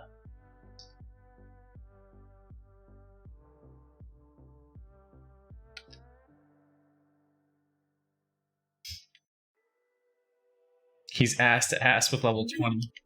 Okay.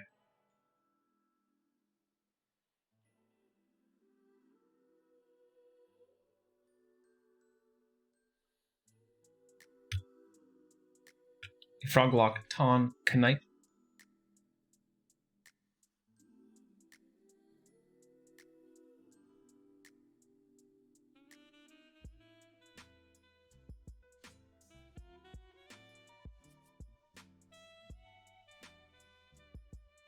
I don't know, Slavic. I've been to boot camp and Nut to Buzz, the closest I've ever been to anybody. Oh, Liverflap with the ding. All right, congratulations, Liverflap. Let's get that surname rolling and kill this charm pet. Dude, I'm still basically at full bub. Oh, Liverflap, thank you so much for the gifted sub. Poops McButt, congratulations. Funny because Liverflap was ass to ass with his level moments ago. In true liver flap fashion, he has gained the level and gifted the sub.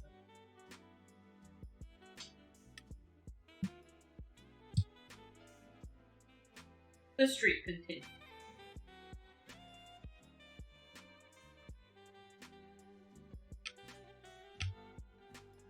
Can you select like who you give the sub to? Yeah, you can. Oh, okay. Alright guys, time to tuck over here in the corner and camp out somewhere safe. Somewhere mostly safe.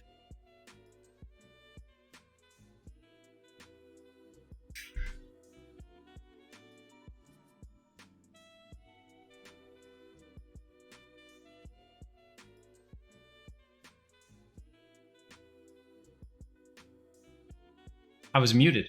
All right, guys. There we go. As always, it's been a really great session. Thanks for coming out. I had a wonderful time grouping with you guys. Big Liverflap, a.k.a. Gorlami. Chinchilla, a.k.a. Priest. Will Cox. Trolley, thanks for being here. And Suit, aka Mr. Suit Guy, Mr. Super Suit Guy. It's been a blast. As always, a reminder, we have Mandalorian on the 15th. Join it. This is the way. You got to do it. ! Mando. Let's do it. If you don't know about it, do your ! Guild. You'll get all the information, but I'm sure everybody watching has heard about it ad nauseum at this point. So just get on there, click that spreadsheet link, throw your name on the roster, and join our Discord. We've got 80 people signed up. I can't wait. It's going to be incredible. We're about to like double, maybe triple the server population of Agnar. So it's going to be fun. Oh, one other big reminder. Don't forget, guys, this Friday is our monthly giveaway, Real Loot. So you'll see instructions in our Discord about how to get involved with that on Friday. And then we will randomly generate a winner. And one of you guys will be getting some real EverQuest related loot. We'll wait till Friday to reveal exactly what the prize is going to be. All right, but with that said, let's find someone to raid.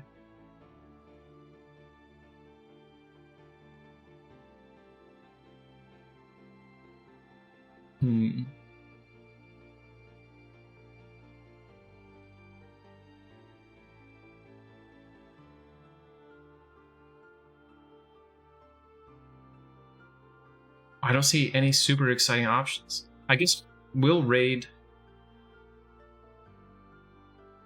Are you pointing someone out, Trolley? Oh, Creeben? He's raiding. I don't know if they would want to Yeah, raid. let's raid Creeben. All right, here we go, guys. Starting our raid up. 9 seconds. Go spam his chat.